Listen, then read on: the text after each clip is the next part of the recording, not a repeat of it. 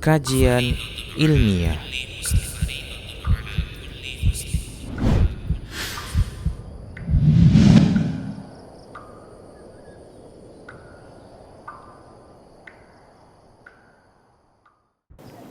Bismillahirrahmanirrahim. Assalamualaikum warahmatullahi wabarakatuh. Innal hamdalillah nahmaduhu wa nasta'inuhu wa nastaghfiruh wa na'udzu billahi min shururi anfusina wa min sayyiati a'malina. May yahdihillahu fala mudilla lahu wa may yudlil fala hadiya lahu. Asyhadu an la ilaha illallah wahdahu la syarika lah wa asyhadu anna Muhammadan abduhu wa rasuluh sallallahu alaihi wa ala alihi wa ashabihi wa man sara ala nahjihi wastanna bi sunnatihi ila yaumiddin. Qala Allah ta'ala fi kitabihil karim, ya ayyuhalladzina amanu taqullaha haqqa tuqatih wa la tamutunna illa wa antum muslimun. يا أيها الناس اتقوا ربكم الذي خلقكم من نفس واحدة وخلق منها زوجها وبث منهما رجالا كثيرا ونساء واتقوا الله الذي تساءلون به والأرحام إن الله كان عليكم رقيبا. يا أيها الذين آمنوا اتقوا الله وقولوا قولا سديدا يصلح لكم أعمالكم ويغفر لكم ذنوبكم ومن يطع الله ورسوله فقد فاز فوزا عظيما. أما بعد فإن أصدق الحديث كتاب الله وخير الهدي هدي محمد صلى الله عليه وسلم وشر الأمور محدثاتها فإن كل محدثة بدعة وكل بدعة ضلالة وكل ضلالة في النار. معاشر المسلمين والمسلمات, kaum muslimin, kaum muslimat yang dimuliakan oleh Allah Tabaraka wa Ta'ala, alhamdulillah kita ucapkan puji dan syukur kita untuk Allah Tabaraka wa Ta'ala yang pada malam hari yang berbahagia kali ini Allah Tabaraka wa Ta'ala pertemukan kita di tempat yang mulia ini, di salah satu di antara rumah-rumah Allah Tabaraka wa Ta'ala yang diberkahi, dalam rangka melaksanakan satu kewajiban yang telah diwajibkan oleh Allah atas kita sebagai seorang muslim dan muslimah, di mana Allah Tabaraka wa Ta'ala telah wajibkan kita semua untuk talabul ilm. Allah wajibkan kita semua untuk menuntut ilmu, mempelajari agama Allah Subhanahu Jalla wa Ala. Salawat beserta salam semoga dilimpahkan oleh Allah Tabaraka wa Ta'ala untuk junjungan dan panutan kita Nabi Allah yang mulia Muhammad sallallahu alaihi wasallam. Kaum muslimin, kaum muslimat yang dimuliakan oleh Allah Tabaraka wa Ta'ala, pembahasan yang akan kita bahas pada kesempatan yang berbahagia kali ini berjudul Anugerah Terindah. Yang tadi sebelum kita mulai kajian ini, Masya Allah, panitia memberikan pertanyaan kepada para jamaah tentang apa yang dimaksud dengan anugerah terindah dari judul pembahasan yang akan kita bahas pada kesempatan yang berbahagia kali ini. Yang mana yang benar tadi? Jawabannya adalah hidayah taufik. Walaupun yang pertama tadi jawabannya apa? Yang pertama Islam dan sunnah. Iya, sebenarnya kedua-duanya benar, tapi tadi yang pertama tidak dikasih hadiah ya. Kedua-duanya benar. Anugerah terindah yang Allah Tabaraka wa Ta'ala berikan kepada kita adalah Islam dan sunnah dan hidayah taufik. Kalau dikatakan bahwasanya anugerah terindah adalah hidayah taufik, hidayah taufik adalah hidayah di mana Allah Tabaraka wa Ta'ala beri bimbingan kepada seorang hamba untuk menerima Islam dan sunnah. Kalau jawabannya adalah hidayah taufik, sebenarnya dengan Islam dan sunnah, kalau hidayah taufik itu adalah jalannya, Islam dan sunnah adalah intinya. Maka sebenarnya yang pertama menjawab tadi berhak juga dapat hadiah, sebagaimana yang kedua berhak mendapat hadiah. Kalau masih ada hadiahnya silahkan antum kasih, kalau masih ada. Berarti kalau nanti tidak ada disiapin. ya. Berarti nanti disiapin panitia nih Ustaz ya? Hah? Insyaallah ya. Ada insyaallah ya. Ada ya. Insyaallah ada Ustaz. Karena ini maksud dengan hidayah taufik adalah Allah tabaraka wa taala memberikan kepada seorang hamba bimbingan untuk menerima sesuatu. Apa sesuatu yang diterima yang Allah tabaraka wa taala berikan ia bimbingan untuk menerimanya? Tidak lain tidak bukan, yang pertama adalah Islam, kemudian yang kedua adalah sunnah. Ya, ini ikhwani kaum muslimin dan dimuliakan oleh Allah tabaraka wa taala, sedikit masukan kepada panitia. Maka pembahasan kita pada kesempatan yang berbahagia kali ini ikhwani kaum muslimin tidaklah membahas tentang hidayah taufik itu apa. Hidayah taufik itu apa? Akan tapi kita akan membahas anugerah terindah yang Allah tabaraka wa taala berikan kepada kita seorang muslim adalah tatkala Allah memberi kepada kita taufik untuk menerima Islam dan untuk menerima sunnah Rasulullah sallallahu alaihi wasallam. Dan majlis yang kita lakukan malam ini mengingatkan kita kepada anugerah terindah yang Allah berikan kepada kita. Ini merupakan majlis yang juga sering dilakukan oleh para sahabat tatkala Nabi SAW masih hidup. Ya, sering dilakukan oleh para sahabat tatkala Nabi SAW masih hidup. Sebagaimana dalam hadis diriwayatkan Imam Muslim dari hadis Muawiyah bin Abi Sufyan radhiyallahu an. Muawiyah radhiyallahu ta'ala bercerita bahwasanya suatu hari Nabi SAW keluar dan menemui para sahabat sedang berhalaqah, ya, sedang bermajlis, sedang berhalaqah. Maka Nabi SAW bertanya, ma ajlasakum, apa yang menyebabkan kalian berhalaqah seperti ini, berkumpul seperti ini? Maka para sahabat kala itu menjawab, para sahabat radhiyallahu ta'ala waktu itu menjawab pertanyaan Rasulullah SAW, qalu jalasna nadhkurullaha wa nahmaduhu ala ma hadana al-Islam wa manna bihi alaina. Apa kata para sahabat tatkala Nabi SAW bertanya kepada mereka, apa yang menyebabkan kalian duduk berkumpul seperti ini? Maka subhanallah para sahabat kala itu mengatakan, ya Rasulullah, tidak ada menyebabkan kami duduk berkumpul berhalaqah seperti ini kecuali mengingat Allah, memuji Allah tabaraka wa taala atas karunia Islam yang Allah karuniakan kepada kami. Jadi mereka duduk berbicara tentang bagaimana anugerah yang Allah berikan sangat luar biasa tatkala mereka dibimbing oleh Allah, diberi bimbingan oleh Allah, diberi hidayah taufik oleh Allah sehingga mereka menerima agama Islam yang dibawa oleh Rasulullah SAW. Maka Nabi SAW kala itu mengatakan, Allahi ma ajlasakum illa dzak. Nabi meminta sumpah kepada mereka, demi Allah saya bertanya kepada kalian, apakah kalian duduk di sini tidak lain dan tidak bukan hanya untuk tujuan yang telah kalian sebutkan? Maka mereka mengatakan, wallahi ma ajlasana illa dzalik. Demi Allah ya Rasulullah, tidak ada menyebabkan kami duduk kecuali untuk mengingat-ingat karunia Allah yang besar yang Allah berikan kepada kami tatkala kami menjadi seorang muslim, diberi hidayah taufik oleh Allah untuk menjadi seorang muslim. Maka Nabi SAW katakan, amma inni lam astakhlifukum tuhmatan lakum.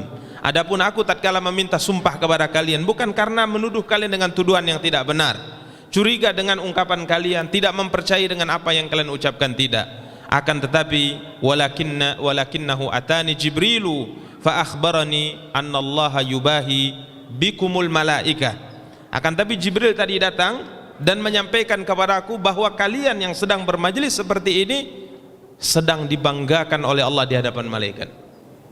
Sedang dibanggakan oleh Allah, nama kalian disebut oleh Allah, perkumpulan kalian disebut oleh Allah di mana? Di hadapan malaikat. Yaitu tatkala para sahabat duduk mengingat-ingat, duduk menceritakan tentang karunia besar yang Allah berikan kepada mereka tatkala mereka menerima ajaran Islam. Maka majlis seperti ini ikhwani, kita berdoa kepada Allah tabaraka wa taala tatkala kita berbicara tentang anugerah terbesar, anugerah terindah yang pernah Allah berikan kepada kita dalam hidup kita yang akan berkelanjutan kepada kehidupan akhirat.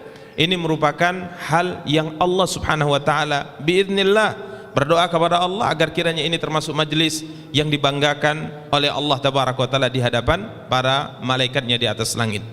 Ikhwani kaum muslimin wa akhwati kaum muslimat yang dimuliakan oleh Allah tabaraka wa ta'ala, jadi majlis seperti ini merupakan majlis yang sering juga dilakukan oleh para sahabat Rasulullah sallallahu alaihi wasallam.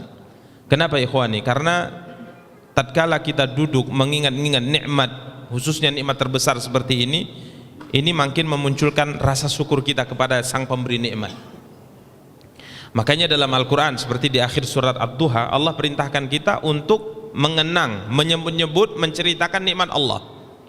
Wa amma bi ni'mati rabbika fahaddits, kata Allah. Adapun nikmat Rabbmu yang Allah berikan kepadamu, maka ceritakanlah, sampaikanlah. Kenapa hal ini diperintahkan oleh Allah? Karena orang apabila selalu menyebut-nyebut kebaikan seorang yang telah memberikan kebaikan kepadanya, maka biasanya semakin sering disebut kebaikan tersebut, semakin dihormati orang yang memberikan kebaikan kepadanya. Semakin dikenang, semakin selalu disebut, semakin bisa dia bersyukur. Maka karena inilah Allah Tabaraka wa Ta'ala perintahkan kita untuk selalu mengenang, untuk selalu menyebut nikmat yang Allah berikan kepada kita, agar kita ke depannya bisa lebih bersyukur kepada Allah Subhanahu Jalla wa Ala.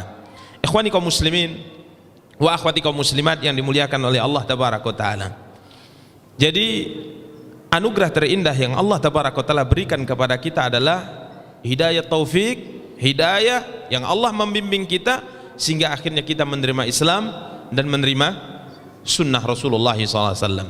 Ikhwani kaum muslimin wa akhwati kaum muslimat yang dimuliakan oleh Allah Tabaraka wa Ta'ala, sebelum kita bahas tentang anugerah menerima kedua hal ini, sesungguhnya dua perkara ini yang selalu kita panjatkan dalam semua rakaat di dalam salat kita. Dalam semua rakaat dalam salat kita meminta ini, yaitu tatkala kita berdoa kepada Allah dalam setiap rakaat dalam salat kita. Bahkan ini merupakan salah satu di antara rukun salat, salah satu di antara rukun salat. Nabi SAW mengatakan la salat liman lam yaqra bi fatihatil kitab, tidak sah salat seorang hamba yang di dalam salatnya ia tidak membaca apa? Surat Al-Fatihah. Rukun salat surat Al-Fatihah. Salah satu di antara ayat yang Allah Tabaraka wa Ta'ala firmankan di dalam surat Al-Fatihah adalah firman-Nya Subhanahu wa Ta'ala, a'udzubillahi minasyaitonir rajim, ihdinas siratal mustaqim.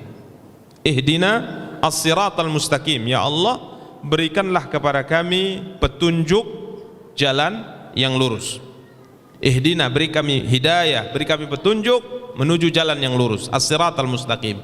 Ikhwani kaum muslimin wa akhwati kaum muslimat yang dimuliakan oleh Allah Tabaraka wa Ta'ala. Jadi ini yang selalu kita baca dalam setiap rakaat dalam salat kita. Dan para ulama ahli tafsir tatkala menyebutkan tentang maksud ihdinas siratal mustaqim, maka mereka berkata, di antaranya Syekh Al-Imam Abdurrahman bin Nasir As-Sa'di rahimahullah, beliau berkata, dullana wa arsyidna wa waffiqna lis-siratil mustaqim. Ya Allah, tunjukilah kami, bimbinglah kami, tunjukkan kepada kami dan bimbinglah kami ya Allah, berikan kepada kami taufik kepada jalan yang lurus, kepada jalan yang lurus. Kemudian beliau mengatakan jalan yang lurus ini adalah ma'rifatul haqqi wal amalu bihi. Petunjuk yang kita minta kepada Allah adalah mengetahui kebenaran dan mengamalkan kebenaran. Fahdina ila sirat wahdina fis sirat. Ya Allah, beri kami petunjuk untuk bisa menuju jalan yang lurus tersebut, dan berilah kami petunjuk di dalam jalan yang lurus. Ini dua hal. Beri kami petunjuk ke jalan yang lurus, dan beri kami petunjuk di dalam jalan yang lurus. Fal hidayatu ila sirat luzumu dinil Islam. Beliau mengatakan petunjuk ke jalan yang lurus yang kita minta kepada Allah adalah hidayah taufik agar kita bisa menjadi seorang muslim dan sampai meninggal masih dalam keadaan muslim. Wa tarku ma siwahu minal adyan, dan meninggalkan semua agama selain Islam. Ini yang pertama yang kita minta. Adapun al-hidayatu fis sirat, hidayah di dalam jalan yang lurus tersebut, setelah kita mendapat jalan yang lurus, sampai ke jalan yang lurus, maka kita meminta hidayah yang kedua, hidayah taufik yang kedua. Apa itu? Hidayah di dalam Islam. Beliau mengatakan tashmalul hidayah li jami'it tafasil ad-diniyah ilman wa amala. Mencakup semua petunjuk taufik yang diberikan pada seorang hamba dalam semua syariat Islam, baik terkait dengan masalah ilmu maupun terkait dengan masalah amal. Jadi ikhwani kaum muslimin wa akhwati kaum muslimat yang muliakan oleh Allah, anugerah ini, anugerah terindah ini selalu kita minta di dalam salat kita, bahkan di semua rakaat di dalam salat kita. ihdinas siratal mustaqim. Kita meminta kepada Allah agar kiranya Allah tabaraka wa taala memberi kepada kita hidayah taufik ke Islam dan hidayah taufik di dalam Islam. Ikhwani kaum muslimin wa akhwati kaum muslimat yang dimuliakan oleh Allah tabaraka wa taala. Kemudian apa yang menyebabkan seorang muslim menganggap, dan wallahu taala alam, apakah setiap muslim punya anggapan seperti ini, menganggap dan meyakini bahwasanya hidayah taufik ke dalam Islam tatkala Allah berikan kepadanya bimbingan petunjuk sehingga ia bisa menerima Islam, apakah dia meyakini bahwasanya ini adalah anugerah terindah yang Allah berikan kepada dirinya tatkala ia hidup di atas muka bumi ini? Karena kita dapat dan kita lihat banyak di antara kita kaum muslimin tidak merasa bahwa Islam itu merupakan anugerah terindah. Ini faktornya banyak. Seorang muslim tidak merasa, tidak memiliki keyakinan bahwasanya Islam adalah hidayah taufik ke dalam Islam merupakan perkara terbesar yang telah Allah berikan kepadanya. Sehingga banyak seorang muslim merasa bahwa tatkala ia muslim biasa-biasa saja. Yang selalu saya katakan bahwa mungkin hanya status yang berbeda. Kalau si fulan di KTP-nya tertulis beragama Nasrani misalnya, atau beragama Yahudi, atau beragama Buddha, atau beragama Hindu dan yang lainnya, sedangkan kita sebagai seorang muslim di KTP kita tertulis seorang yang beragama apa? Islam. Begitu saja mungkin yang diyakini. Lalu dia juga melihat bahwasanya ini mungkin dikarenakan ya takdir saya terlahir di kampung, di perkampungan, di keluarga yang semuanya muslim. Kalau seandainya mungkin saya lahir di perkampungan yang mayoritas adalah kafir dan keluarga kafir, mungkin saya kafir seperti mereka atau beragama Nasrani seperti mereka. Sehingga tidak terbayang di dalam benak seorang muslim bahwasanya tatkala Allah tabaraka wa taala berikan kepada dia bimbingan untuk menjadi seorang muslim, dia tidak merasa ini adalah anugerah terindah dalam hidupnya. Apa sebabnya ikhwani? Karena banyak di antara kita tidak mengetahui masa jahiliyah. Banyak di antara kita tidak pernah merasakan gelapnya hidup, rusaknya hidup tatkala Islam belum turun. Makanya Umar bin Khattab radhiyallahu taala anhu pernah berkata, yang beliau takutkan kata beliau adalah tatkala muncul generasi yang tidak paham jahiliyah. Muncul generasi yang tidak paham jahiliyah. Ikhwani kaum muslimin wa akhwati kaum muslimat yang dimuliakan oleh Allah, seorang muslim hendaknya memiliki iman, seorang muslim hendaknya memiliki keyakinan bahwa tatkala Allah berikan kepada dia hidayah taufik sehingga ia bisa menerima Islam, dia harus berkeyakinan ini adalah anugerah pertama terbesar yang Allah berikan kepadanya. Sekalipun dia diberikan semua hal dalam kehidupan ini, kemudian tatkala diberikan Islam, maka semua yang diberikan oleh Allah daripada nikmat selain Islam itu belum ada apa-apanya dibanding dengan nikmat Islam. Ini ikhwani kaum muslimin dan dimuliakan oleh Allah tabaraka wa taala. Kenapa? Karena tatkala kita beragama Islam, menerima agama Islam yang dibawa oleh Rasulullah SAW, kita sedang beragama dengan agama yang sempurna dengan persaksian Allah. Tidak ada agama di bumi ini, tidak ada agama di dunia ini, sekalipun agamanya turun dari langit seperti agama Nasrani dan agama Yahudi. Ini disebut dengan agama samawi, agama yang ada asal usulnya dari langit. Ada agama yang dibawa oleh seorang nabi, yaitu Musa dan Isa alaihi salatu wassalam asal usulnya. Kitab sucinya dulunya juga diturunkan dari langit. Tapi dua agama ini yang turun dari langit, yang sekarang terjadi banyak perubahan diyakini oleh mereka, tidak pernah mendapat persaksian kesempurnaan sebagaimana agama kita, agama Islam. Apa kata Allah dalam ayat yang sangat masyhur di surat Al-Maidah? Allah tabaraka wa taala berfirman, "Al-yauma akmaltu lakum dinakum." Al-yauma akmaltu lakum dinakum. Apa kata Allah tabaraka wa taala? Allah berfirman menurunkan ayat itu di hari yang agung, yaitu di tanggal 9 bulan Dzulhijjah, di saat Nabi SAW wukuf setelah hari Jumat pada Haji Akbar. Allah turunkan ayat ini kepada Rasulullah SAW. Allah mengatakan, "Al-yauma akmaltu lakum." Hari ini aku sempurnakan untuk kalian apa? Dinakum, agama kalian. Jadi tidak ada agama di atas muka bumi ini yang mendapat persaksian akan kesempurnaan daripada syariat yang ada padanya kecuali agama yang kita anut ini. Agama apa? Agama Islam. Maka kala kita berkeyakinan, meyakini, menganut agama ini muncul satu kebanggaan. Kita meyakini adalah anugerah terbesar tatkala Allah bimbing saya, bimbing kita semua untuk bisa menganut agama yang sempurna ini.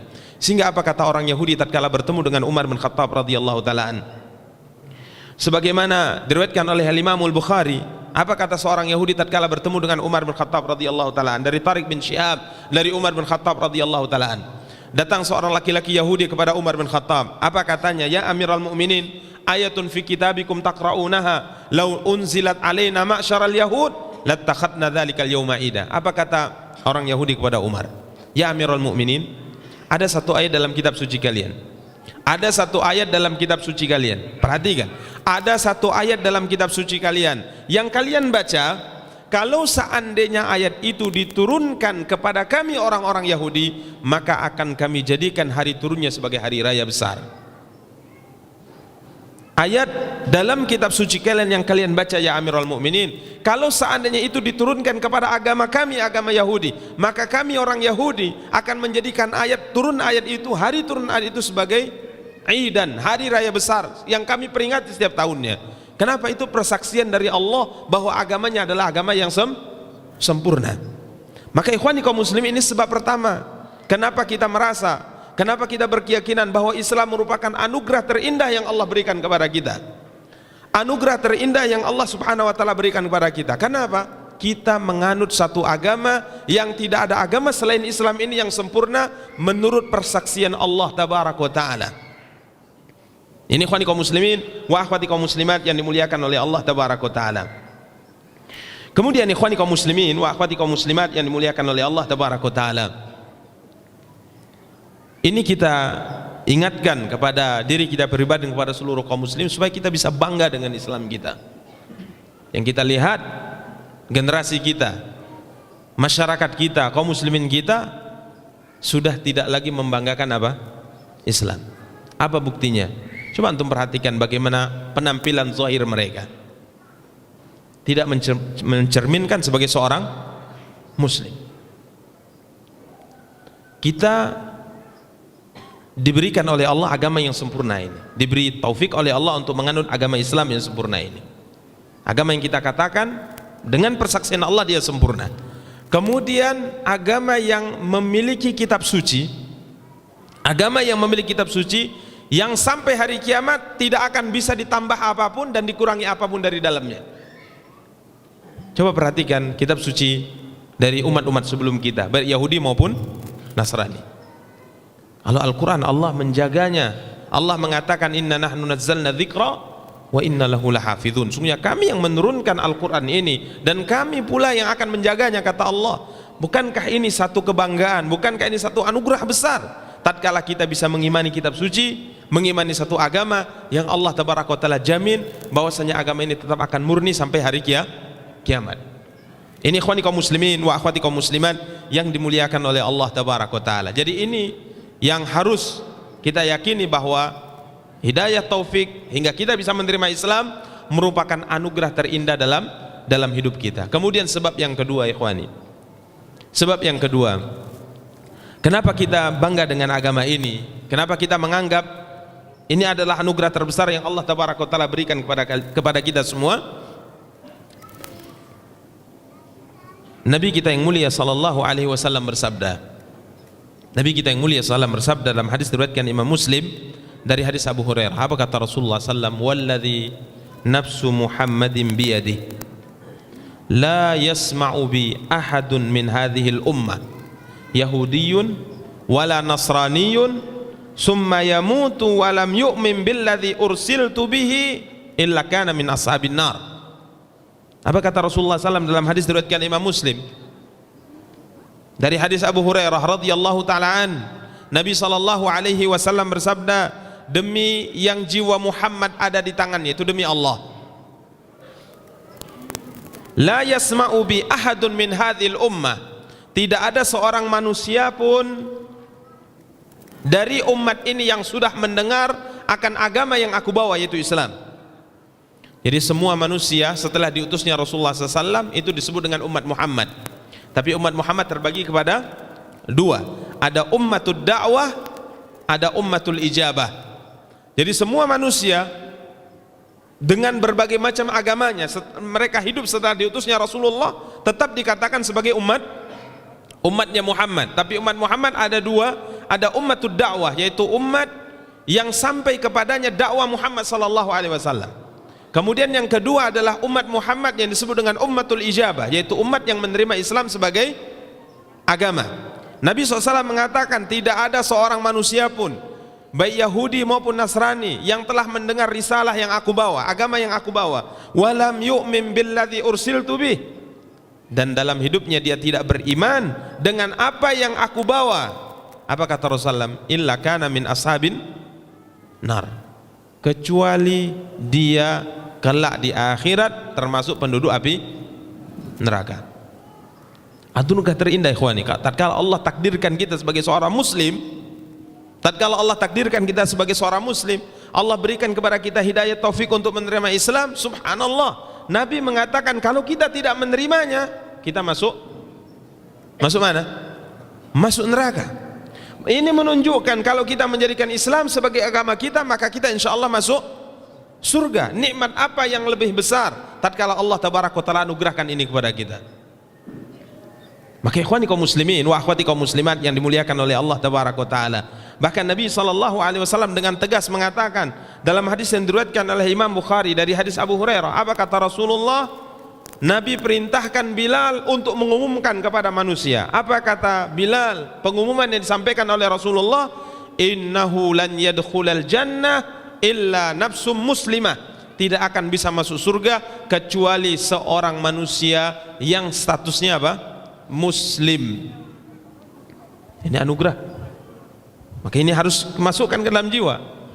Kita yakini, kita sadari bahwa tatkala Allah berikan kepada kita hidayah taufik sehingga kita menerima Islam, subhanallah, ini merupakan hidayah terbesar yang Allah tabaraka wa taala anugerahkan kepada kita. Ikhwani kaum muslimin wa akhwati kaum muslimat yang dimuliakan oleh Allah tabaraka wa taala, sehingga dengan minimal dengan dua sebab ini, maka akhirnya kita benar-benar meyakini bahwasanya hidayah taufik sehingga kita bisa menerima Islam ini merupakan hidayah anugerah terindah yang Allah tabaraka wa taala berikan kepada kita, sehingga kita menjaganya dengan baik, kita bangga dengannya, bukan sebagaimana kita lihat mayoritas kaum muslimin, apalagi kita lihat pada malam ini. Ini ketepatan malam pergantian apa? Tahun baru. Tahun baru apa itu? Masehi. Ikhwani kaum muslimin dan dimuliakan oleh Allah tabaraka wa taala, apa yang kita lihat dari kalangan kaum muslimin? Siapa yang merayakan dan meramaikan malam ini kalau bukan kita kaum muslimin? Padahal subhanallah, kalau seandainya mereka tahu, kaum muslimin tahu bahwasanya hidayah Islam ini adalah anugerah terindah, mereka tidak akan mau melakukan apapun yang bukan termasuk bagian daripada Islam. Coba lihat dan antum perhatikan bagaimana tatkala Nabi bermusyawarah dengan para sahabat tentang apa yang harus mereka lakukan tatkala mereka akan memanggil, memberitahu kepada masyarakat muslim bahwasanya waktu salat telah tiba. Ya, masuk waktu salat. Berarti insya Allah kita sambung nih. Kita sambung ya. Pas tepat waktu salat dah tiba ya. Insyaallah badal isya kita lanjutkan. Wassallallahu ala nabiyina Muhammad wa ala alihi wa sahbihi wa tabi'in wa akhiru da'wana alhamdulillahi rabbil alamin. Bismillahirrahmanirrahim. Alhamdulillahi rabbil alamin. Wal aqibatu lil muttaqin fala udwana illa 'alal zalimin. Asyhadu an la ilaha illallah wahdahu la syarika lahu wa asyhadu anna Muhammadan 'abduhu wa rasuluhu wa ba'd. Ikhwah dan akhwat kaum muslimin kaum muslimat yang dimuliakan oleh Allah tabaraka taala, kita lanjutkan pembahasan kita yang tadi sebelum salat kita sebutkan ya tentang awal mula disyariatkannya azan, di mana kala itu Nabi SAW berkumpul dengan para sahabat bermusyawarah kiranya apa yang harus mereka lakukan tatkala waktu salat telah tiba untuk memanggil kaum muslimin melaksanakan ibadah salat. Maka beberapa usulan diajukan oleh para sahabat, di antara mereka ada yang mengusulkan dibunyikan lonceng, tapi Nabi SAW tidak menerimanya karena itu adalah kebiasaan orang-orang Nasrani. Kemudian kala itu juga ada usulan untuk ditiupkan trompet, maka Nabi SAW juga menolaknya karena itu merupakan kebiasaan orang-orang Yahudi. Dalam sebagian riwayat juga ada usulan untuk dihidupkan api, maka Nabi SAW juga tidak menerimanya karena itu merupakan kebiasaan orang-orang Majusi. Sampai akhirnya seorang sahabat mengusulkan bagaimana kalau seandainya dikumandangkan atau disuarakan dengan suara keras panggilan as-salatu jami'ah, yaitu panggilan untuk melaksanakan salat secara berjamaah, berkumpul untuk melaksanakan salat secara berjamaah. Maka akhirnya usulan inilah yang pertama kali diterima oleh Rasulullah SAW, sampai akhirnya nantinya disyariatkan tentang adzan yang selalu kita dengar setiap waktu salat. Ini menunjukkan ikhwani kaum muslimin dan muliakan oleh Allah, seorang muslim tatkala paham dengan karunia besar ini yaitu Islam, anugerah terbesar yang Allah berikan padanya yaitu Islam, dia tidak akan mau melakukan apapun yang itu bertentangan dengan Islam, tidak akan mau melakukan apapun yang itu merupakan sesuatu yang dilarang oleh Islam, karena dia yakin dan dia sadar bahwa anugerah terbesar yang Allah Tabaraka wa Ta'ala berikan kepada dia dalam hidupnya adalah tatkala Allah Tabaraka wa Ta'ala jadikan ia sebagai seorang muslim. Maka keyakinan ini tatkala sudah diyakini dengan baik oleh seorang muslim dalam hatinya, seorang muslimah dalam hatinya, maka apapun bentuk tawaran yang mengajaknya, menawarkan kepadanya untuk keluar dari Islam, ini tidak akan dia terima. Coba antum lihat para sahabat, antum lihat para sahabat dalam sejarah mereka, bagaimana hebatnya mereka mempertahankan Islam, karena mereka tahu bahwa ini adalah nikmat terbesar, anugerah terbesar yang Allah berikan. Sekalipun mereka harus mengorbankan nyawa mereka, harta mereka, nyawa mereka, darah mereka, keluarga mereka, tetap mereka berpegang teguh dengan Islam. Antum lihat Bilal bin Rabah, antum lihat Ammar bin Yasir, antum lihat Yasir, antum lihat Sumayyah ibundanya, antum lihat Khabbab bin Al-Arad, antum lihat semua sahabat kala itu di kota Mekah disiksa, ditindas, sampai ada di antara mereka yang meninggal karenanya, tetap mereka berpegang teguh dengan Islam ini. Kenapa? Karena mereka sadar dan mereka paham bahwa ini adalah anugerah terindah yang Allah berikan kepadanya, dan mereka tidak akan pernah mau menukarnya dengan apapun. Ini ikhwan kaum muslimin dan muliakan oleh Allah. Bahkan selalu kita nukilkan, walaupun kisah ini masih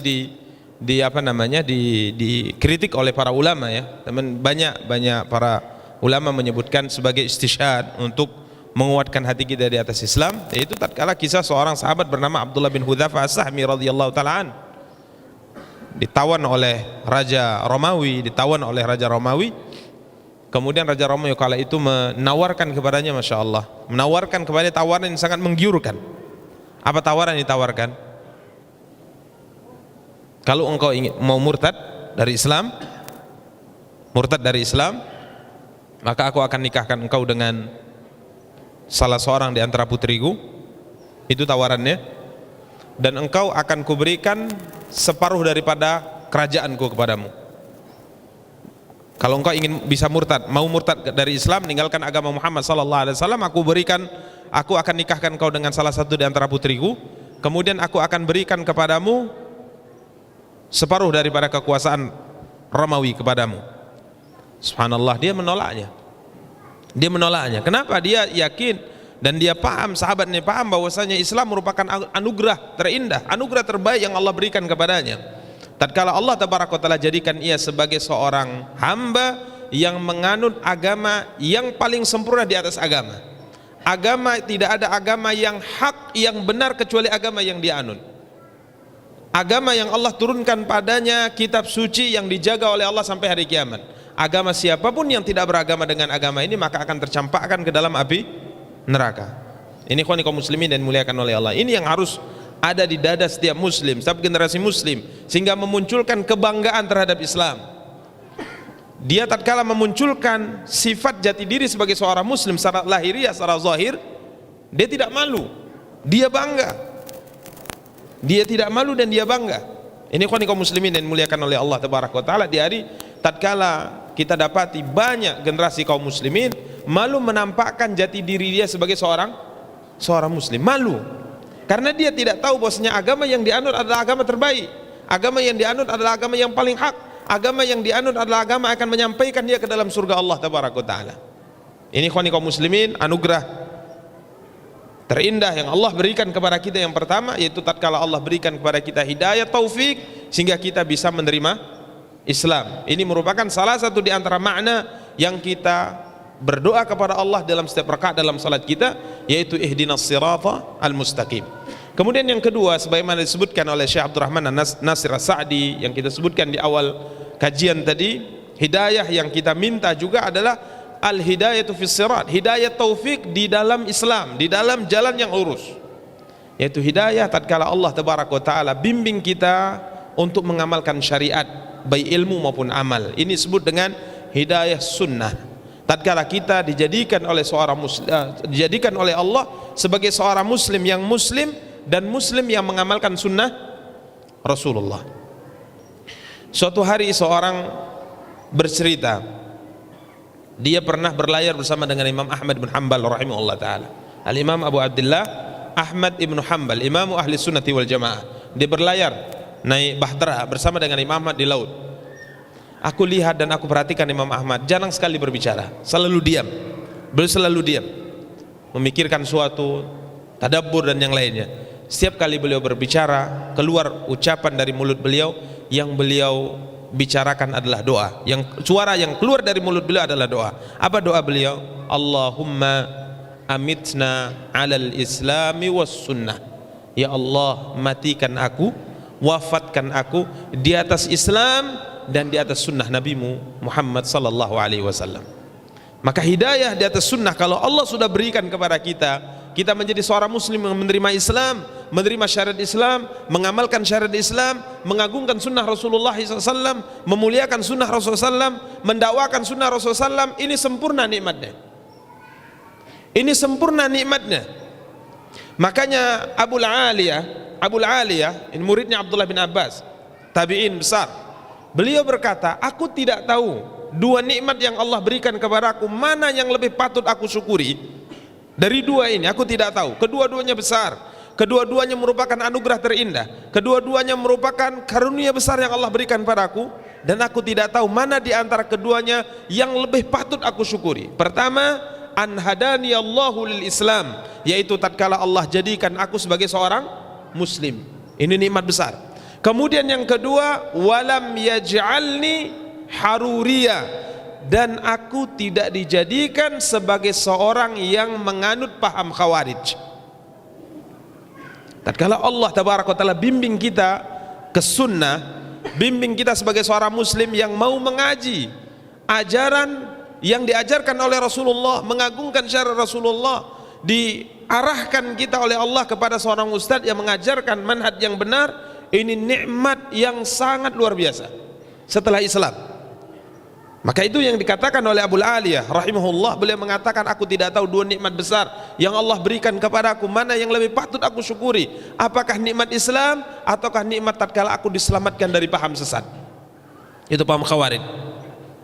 Ini ikhwani kaum muslimin wa akhwati kaum muslimat yang dimuliakan oleh Allah tabaraka wa taala.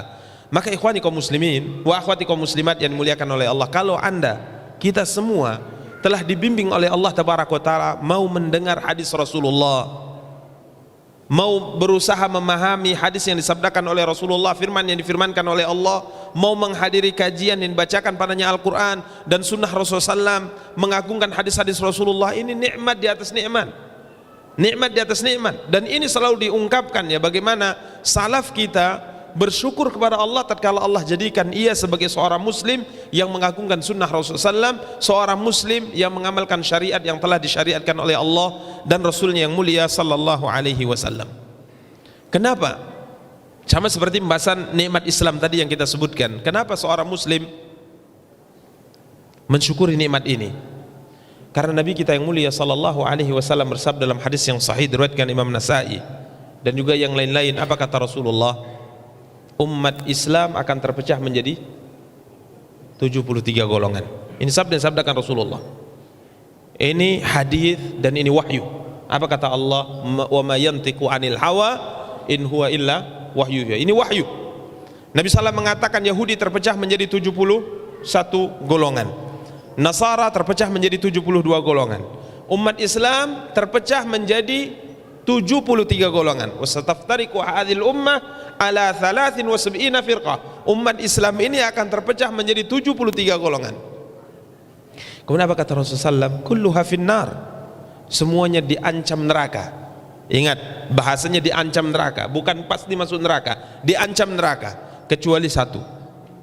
Kecuali satu. Tatkala ditanya, Nabi mengatakan al-jamaah, yaitu umat Islam yang tetap berusaha untuk berada di atas kebenaran Quran dan sunnah Rasulullah SAW. Umat Islam yang mengamalkan kebenaran sebagaimana diamalkan oleh Rasulullah dan para sahabat.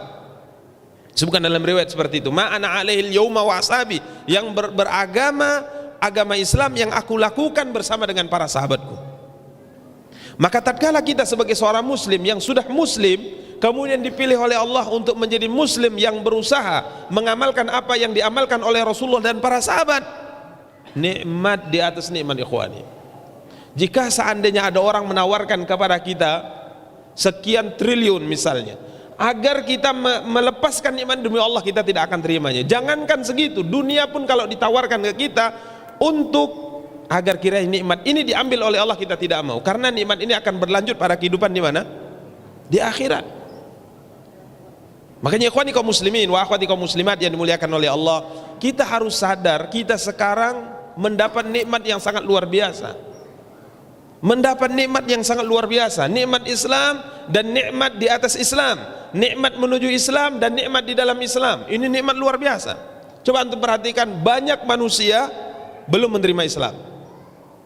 Kalau mereka mati di atas keyakinan mereka, pasti neraka. Ini keyakinan kita sebagai seorang muslim, sebagaimana hadis yang kita bacakan tadi. Nabi mengatakan tidak ada seorang pun yang mendengar risalahku ini kemudian dia tidak beriman, kecuali dia di dalam neraka, kata Rasulullah SAW. Berapa banyak manusia di luar Islam? Alhamdulillah Allah pilih kita menjadi seorang muslim.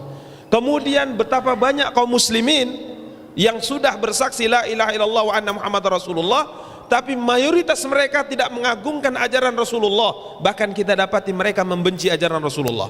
Muslim tapi membenci ajaran Rasulullah. Muslim tapi tidak mengamalkan ajaran yang diajarkan oleh Rasulullah. Allah pilih kita dari pilihan menjadi pilihan lagi, yaitu mengagungkan sunnah dan ajaran Rasulullah. Ini nikmat yang sangat luar biasa, ikhwani kaum muslimin wa akhwati kaum muslimat yang dimuliakan oleh Allah tabaraka taala. Sehingga dengan ini ikhwani, tatkala kita membaca doa ihdinas siratal mustaqim siratal ladzina an'amta alaihim, benar-benar kita mohon kepada Allah tabaraka taala, benar-benar kita mohon, ya Allah beri aku terus petunjuk ke dalam Islam. Alhamdulillah kita telah diberikan, beri aku petunjuk dalam Islam, dan ini yang selalu kita minta sampai nantinya kita bertemu dengan Allah, kita masih berada di atas Islam dan berada di atas sunnah yang telah diajarkan oleh Rasulullah SAW. Bayangkan ikhwani, kalau kita muslim tapi memiliki paham qadariyah, muslim pahamnya qadariyah, menafikan takdir Allah, yang kata Abdullah bin Umar dalam hadis riwayat Sahih Muslim,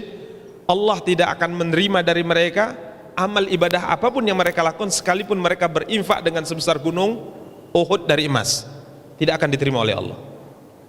Coba bayangkan kita muslim tapi termasuk salah satu di antara orang yang mengusung paham khawarij, mengkafirkan sesama muslim.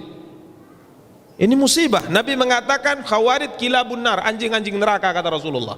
Nikmat besar. Apalagi kita hidup di zaman yang jauh dari hidupnya Rasulullah dan di negeri yang jauh dari negeri turunnya wahyu.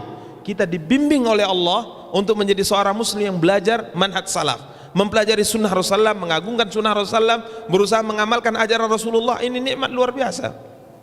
Nikmat luar biasa. Syukurilah nikmat ini, sehingga nantinya tatkala kita dipanggil oleh Allah tabaraka wa taala, ditutup usia kita masih dalam keadaan seorang muslim yang mengagungkan sunnah Rasulullah sallallahu alaihi wasallam. Sebagaimana doa Imam Ahmad, Allahumma amitsna alal islami was sunnah.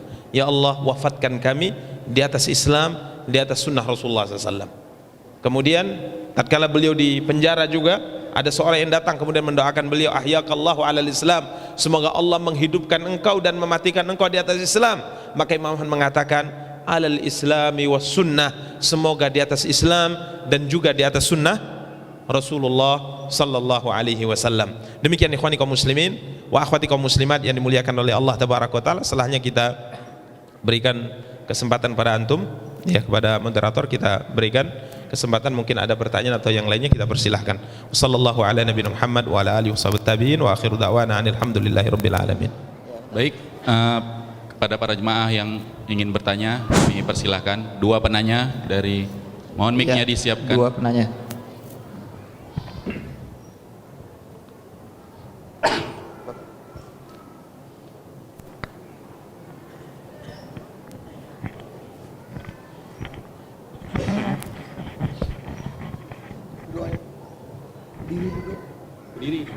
Berdiri, sebutkan nama dan dari mana. Assalamualaikum warahmatullahi wabarakatuh. Nama ana Syahrul Ramadan. Yang ingin saya tanyakan,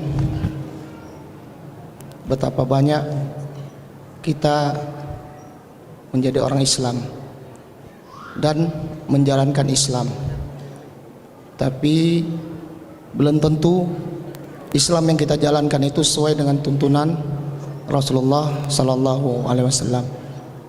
Nah, pertanyaan saya adalah, ketika kita telah sampai kepada ilmu syariat yang sesuai tuntunan dari Rasulullah SAW, bagaimana kita bisa istiqomah untuk menjalankan syariat ini? Itu aja. Assalamualaikum warahmatullahi wabarakatuh.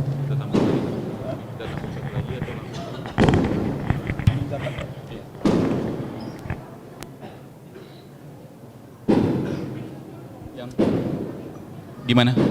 Dijawab dulu. Dijawab dulu, Ustaz. Pertanyaannya tadi kurang lebih bagaimana kita agar istiqomah setelah kita mengenal ajaran Islam ini dan mengamalkan Islam ini dengan tuntunan Rasulullah Sallallahu Alaihi Wasallam. Seperti itu ya, Pak. Silakan, Ustaz. Baik, pertanyaan yang bagus ya, terkait dengan masalah setelah kita memahami, mengetahui tentang Islam dan sunnah Rasulullah SAW, kemudian kita berusaha mengamalkannya, bagaimana kita bisa istiqamah sampai kita bertemu dengan Allah Tabaraka wa Ta'ala, kita masih berada di atas apa yang kita yakini ini. Ikhwani kaum muslimin wa akhwati kaum muslimat yang dimuliakan oleh Allah Tabaraka wa Ta'ala, banyak hal yang bisa kita lakukan agar kita bisa tetap istiqamah di atas jalan ini, di atas Islam, di atas sunnah Rasulullah SAW. Yang pertama, kita harus terus belajar. Kita harus terus belajar, karena demi Allah, istiqamah itu tidak akan mungkin bisa dilakukan oleh seseorang kalau ia tidak memahami apa yang diamalkan, tidak memahami apa yang diyakini. Maka semakin banyak ilmu terkait dengan syariat ini yang ada pada kita, kemudian kita berusaha mengamalkannya, maka subhanallah, lambat laun Allah Tabaraka Ta'ala akan teguhkan hati kita sampai kita bertemu dengannya di atas agama ini. Jadi perbanyak ilmu, terus menuntut ilmu, sisihkan waktu antum untuk belajar, dan jangan pernah antum sia-siakan waktu antum untuk selain ini. Kalau ada waktu, ada kesempatan, datangilah majelis ilmu, belajarlah, karena demi Allah tatkala kita hadir di majelis ilmu, kita akan dapati banyak hal. Di antaranya adalah menguatkan iman kita, apalagi di zaman fitnah seperti ini. Kalau antum jarang ngaji, antum jarang belajar, jarang menghadiri kajian, sulit bagi antum istiqamah, karena di luar itu bagaikan tsunami menyeret antum ke dalam perkara-perkara yang bertentangan dengan syariat. Maka menguatkan hati antum di atas Islam adalah datang ke kajian. Semakin bertambah ilmu antum, semakin antum insya Allah lebih mudah istiqamah. Dan juga di kajian, di pengajian yang dilakukan, dilaksanakan, antum akan bertemu dengan teman-teman yang semuanya ingin istiqamah, dan ini akan menguatkan hati antum untuk tetap istiqamah sampai bertemu dengan Allah. Maka Nabi SAW perintahkan kita untuk berteman dengan orang-orang baik. Nabi SAW perintahkan kita berteman dengan orang-orang baik. Apa kata Rasulullah SAW? Al-mar'u ala dini khalilihi falyanzur ahadukum man yukhalil. Seorang itu agamanya tergantung dengan agama temannya. Jadi kalau antum sering kajian, antum sering mengenal orang-orang baik, maka subhanallah, agama antum akan juga menjadi baik. Tapi kalau antum tidak hadir di kajian, tidak mengenal orang-orang baik, bahkan yang antum kenal adalah orang-orang yang tidak baik, maka lambat laun antum akan menjadi orang yang tidak baik. Sebagaimana sabda Rasulullah, al-mar'u ala dini khalilihi. Seorang itu agamanya tergantung dengan agama temannya. Falyanzur ahadukum man yukhalil. Maka hendaknya kalian melihat siapakah yang harus ia berteman dengannya. Lihat, perhatikan. Ini salah satu di antara faedah selalu belajar dan menghadiri kajian ilmu. Kemudian yang kedua yang harus kita lakukan, dan ini juga sangat penting sekali, bahkan ini adalah hal yang harus dilakukan. Berdoalah kepada Allah agar kiranya Allah meneguhkan hati kita di atas agama ini. Demi Allah, hidayah yang Allah berikan kepada kita ini murni pemberian Allah, murni pemberian Allah. Maka teruslah berdoa kepada Allah agar hidayah, taufik menerima Islam dan sunnah Rasulullah SAW ini terus diberikan oleh Allah sampai kita bertemu dengannya. Faidah yang sangat luar biasa. Tatkala Anas bin Malik radhiyallahu taala sering mendengar Rasulullah sallallahu alaihi wasallam berdoa, ya muqallibal qulub tsabbit qulubana ala dinik. Wahai zat yang maha membolak-balikkan hati, tetapkanlah hati kami di atas agamamu. Ini doa yang selalu dipanjatkan oleh Rasulullah. Maksud Nabi SAW adalah mengajarkan para sahabat untuk selalu membaca doa ini. Kemudian Anas bin Malik mengatakan, ya Rasulullah, amanna bika wa bima ji'ta, kami sudah beriman denganmu ya Rasulullah, dan kami beriman dengan apa yang engkau bawa ya Rasulullah. Bahkan kita lihat para sahabat mengorbankan semuanya demi untuk membela Islam ini. Mereka sudah mengimaninya, mereka sudah berkorban dengan semua apa yang mereka punya. Kemudian Anas mengatakan, fahal takhafu alaina ya Rasulullah, apakah anda masih takut kalau kami nantinya berbalik? Apakah anda masih takut? Kami sudah beriman ini, kami sudah mengimani semua syariat, membela syariat ini, mengorbankan semuanya demi agama ini. Apakah engkau masih takut hati kami berbalik? Sehingga sepertinya engkau masih mengajarkan kepada kami doa itu, ya muqallibal qulub tsabbit qulubana ala dinik. Wahai zat yang maha membolak-balikkan hati, teguhkan hati kami di atas agamamu. Apa engkau masih takut kalau kami murtad lagi? Apakah engkau masih takut kalau kami akan kafir lagi padahal kami sudah melakukan seperti ini? Maka Nabi SAW katakan, na'am, inna qulubal ibad baina isba'in min asabi'ir rahman yuqallibuha kaifa yasha. Benar, saya masih takut karena hati semua manusia itu, kata Rasulullah SAW, berada di antara jari jemari Allah, yuqallibuha kaifa yasha, yang Allah akan balikkan kemanapun yang ia kehendaki. Jadi bisa saja kita sekarang istiqamah, kemudian dibalikkan oleh Allah, kita keluar dari apa yang kita yakini sekarang. Siapa di antara antum yang tidak kenal Rajjal bin Unfuah? Siapa yang tidak kenal dengan Rajjal bin Unfuah? Rajjal bin Unfuah beriman dengan Rasulullah. Rajjal bin Unfuah bertemu dengan Rasulullah tatkala Nabi SAW meninggal dan Abu Bakar ingin memerangi pasukan Musailamah al-Kadzab. Maka Abu Bakar mengirim Rajjal untuk menyampaikan pesan kepada Musailamah, kiranya dia murtad, kiranya dia murtad. Yang Nabi SAW mengatakan, ada salah seorang di antara kalian, kala itu Nabi berkata di hadapan beberapa orang sahabat, ada salah seorang di antara kalian, kata Rasulullah SAW, yang gigi gerahamnya di neraka lebih besar dari gunung Uhud, karena kedustaan yang dia lakukan. Akhirnya dia murtad. Siapa di antara kita yang bisa merasa aman kalau hati kita saat ini bisa tetap berada di atas Islam dan sunnah Rasulullah SAW sampai bertemu dengan Allah? Maka perbanyak doa, ya muqallibal qulub tsabbit qulubana ala dinik. Wahai zat yang maha membolak-balikkan hati, teguhkan hati kami di atas agamamu.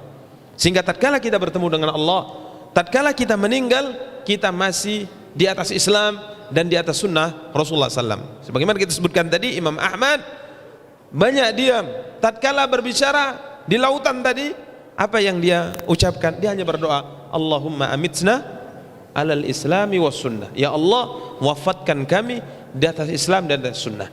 Maka dua hal ini minimal yang harus kita lakukan. Yang pertama, hadiri kajian yang manfaatnya banyak, menambah ilmu antum, mengenal teman-teman yang sama-sama satu visi dan misi untuk mendekat kepada Allah, mengagungkan Islam dan sunnah Rasulullah SAW. Manfaatnya banyak. Maka kita katakan tidak cukup antum hanya melihat siaran saja, televisi, yang sekarang Masya Allah sarana dakwah sangat banyak. Tidak cukup antum hanya melihat di rumah, santai melihat begitu saja, tidak cukup.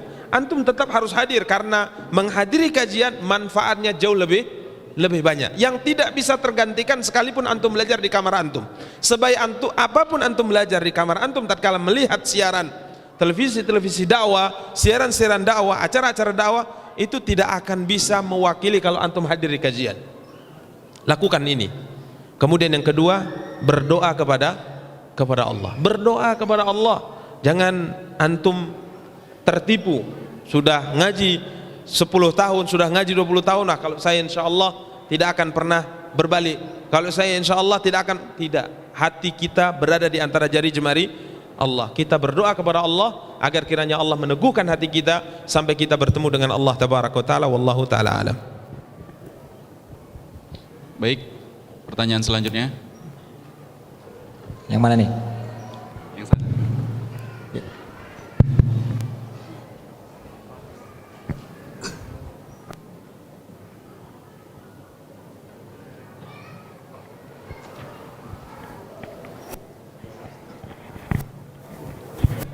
Assalamualaikum warahmatullahi wabarakatuh. Nama saya Andi dari Flamboyan Tanjung Selamat. Ini Ustaz, ada hal yang perlu ditanyakan, bahwa Islam itu tadi adalah anugerah yang terindah, dan apabila kita telah menjalankan sunnah itu juga anugerah yang indah. Namun ini ada rasa was-was jujur dalam hati kita dikala kita sudah diberikan petunjuk itu. Dan ini sangat halus ketika kita dengan sangat ujub dengan apa yang kita rasakan. Dia tidak ditampakkan untuk orang, tapi perasaan itu muncul terus. Bahwa kemudian ada perasaan gampang menilai orang. Iya, si fulan memang secara materi oke, tapi saya setidaknya sudah mampu untuk hijrah. Kira-kira perasaan itu sudah cukup belum untuk menghapus semua amalan yang sudah kita kumpulkan, dan bagaimana kira-kira cara untuk melawan perasaan itu? Karena berbangga atau ujub dengan diri sendiri itu tidak tampak di luar, tapi kita sendiri yang merasakan. Saya rasa itu aja. Wassalamualaikum warahmatullahi wabarakatuh. Maksudnya nih ya, mohon dilurusin lagi ya kalau salah ya. Maksudnya nih, kadang kita merasa diri lebih baik gitu dari orang yang belum mengenal hidayah, walaupun dia itu mungkin dari cara harta itu lebih baik dari kita gitu. Kira-kira seperti apakah itu termasuk ujub dan bisa membatalkan amalan kita gitu? Iya, seperti betul. Jadi sehingga muncul gampang untuk menilai orang. Dulu pada saat kita belum mengetahui apa-apa, kita tidak gampang menilai orang. Baik, gimana Ustaz? Silakan Ustaz. Masya Allah, pertanyaan juga sangat luar biasa.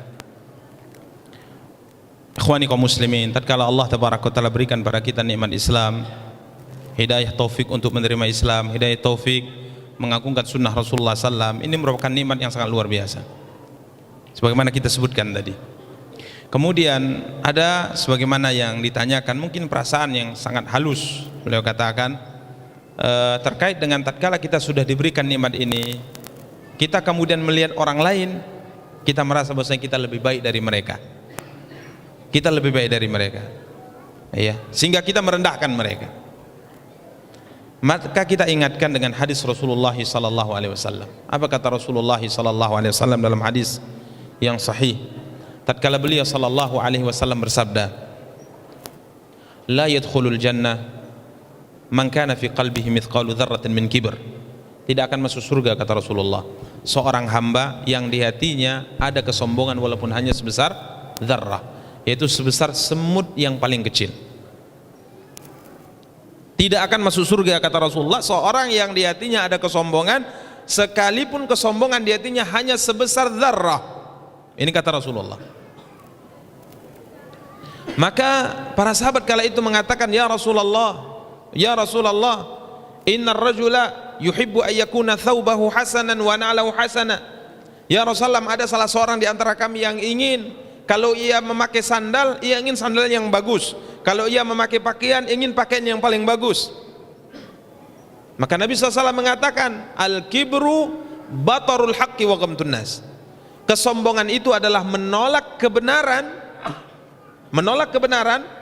dan kesombongan itu, kata Rasulullah, adalah meremehkan, merendahkan manusia. Jadi hati-hati. Mungkin syaitan tidak akan bisa menggelincirkan kita di bab yang lain, tapi di bab ini kita banyak tergelincir. Ini berbahaya. Tatkala kita menganggap kita lebih baik dari si fulan, tatkala kita menganggap kita lebih baik dari saudara kita, kita menganggap kita lebih sempurna Islamnya daripada dia. Kalau menganggap keyakinan yang kita yakini, manhaj yang kita amalkan sekarang lebih baik, benar, tapi kalau orangnya tentunya tidak. Ini harus dibedakan. metode memahami agama yang kita jelaskan sesuai dengan firman Allah sabda Rasulullah adalah yang terbaik, selainnya tidak. Manhaj salaf adalah satu-satunya manhaj yang terbaik, manhaj salaf satu-satunya manhaj yang benar. Tapi kalau kitanya orang yang menganggap kita lebih baik dari si fulan, ini berbahaya. Ini ikhwani kaum muslimin wa akhwati kaum muslimat yang dimuliakan oleh Allah. Jadi jangan sampai kita merendahkan orang, kemudian jangan sampai setelah kita tahu kebenaran ini kita selalu menghukumi orang.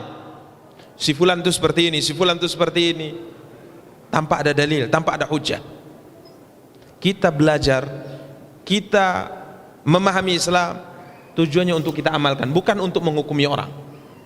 Bukan untuk menghukumi orang. Islam, ilmu yang kita pelajari adalah untuk diamalkan. Jangan sampai tatkala kita belajar, kemudian kita belajar kaidah, belajar ayat, belajar tafsir, belajar hadis dan pemahamannya, kemudian pikiran kita langsung terbayang dengan teman-teman kita di luar, kena ayat ini. Setelah ini kita arahkan ke kita amalkan, kita perbaiki diri kita. Jadi hati-hati, mungkin syaitan tidak akan menggelincirkan kita dalam bab yang lain, tapi menggelincirkan kita dalam bab ini. Ikhwani kaum muslimin wa akhwati kaum muslimat yang dimuliakan oleh Allah, satu hal yang luar biasa yang terjadi di zaman Rasulullah SAW. Ada seorang kana yulaqab himaran, ada seorang sahabat yang diberi lakab, diberi gelar himar. Hari-hari selalu dihukum karena minum khamr. Hari-hari selalu dihukum karena minum khamr. Hari-hari selalu dihukum karena minum khamr. Dan Nabi yang menghukumnya, Nabi SAW yang menghukumnya. Tapi lelaki ini sangat dekat dengan Rasulullah SAW. Minum khamr dihukum, kemudian setelah sekian hari minum khamr lagi dihukum lagi oleh Rasulullah SAW. Pada suatu hari karena sering sekali dicambuk karena meminum minuman keras, sering sekali dan tidak jera, maka ada seorang sahabat melaknatnya. Sahabat mencelanya, melaknatnya, merendahkan dirinya. Maka apa kata Rasulullah? Jangan kalian cela dia, karena aku tidak mengenalnya kecuali annahu yuhibbullaha wa rasulah. Karena aku tahu, tidak aku ketahui pada dirinya kecuali dia seorang hamba mencintai Allah dan Rasulnya. Jadi ikhwani kaum muslimin, jangan kemudian kita merasa kalau kita ini, diri kita ini lebih baik dari saudara kita. Jangan. Tapi kalau pemahaman yang kita pahami, metode beragama yang kita pahami adalah yang terbaik dan yang terbenar, ini benar. Manhaj salaf, tidak ada manhaj yang benar kecuali manhaj salaf, yaitu manhajnya Rasulullah dan para sahabat. Ini terbenar. Tapi kalau individunya, orangnya, belum tentu antum lebih baik dari para muslim yang lain. Jangan-jangan antum terjerembab ke dalam api neraka, saudara antum malah selamat ke dalam surga Allah tabaraka wa taala. Jangan wala tuzakku anfusakum, jangan kalian sucikan diri kalian, kata Allah tabaraka wa taala. Jadi ini ikhwani kaum muslimin dan dimuliakan oleh Allah. Kadang-kala kita tidak menyangka saudara-saudara kita yang mungkin sesama muslim yang terjerembab ke dalam satu dosa, mungkin dia bisa lebih selamat daripada kita. Karena hal yang lain, karena Allah Maha Pemaaf. Mungkin karena kesombongannya di hati kita, maka Allah murka, Allah campakkan kita ke dalam api neraka. Si fulan dengan maksiat tapi dia ingin taubat tapi selalu kalah dengan syaitan, akhirnya Allah selamatkan dia. Allah maafkan dosanya.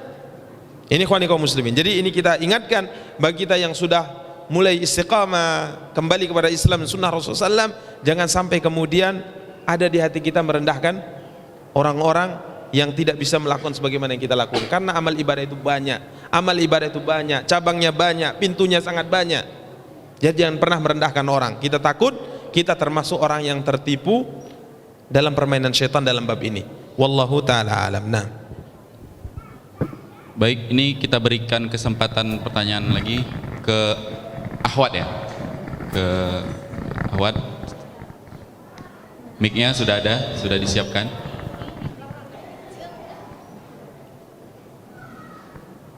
Ahwat, ada yang bertanya?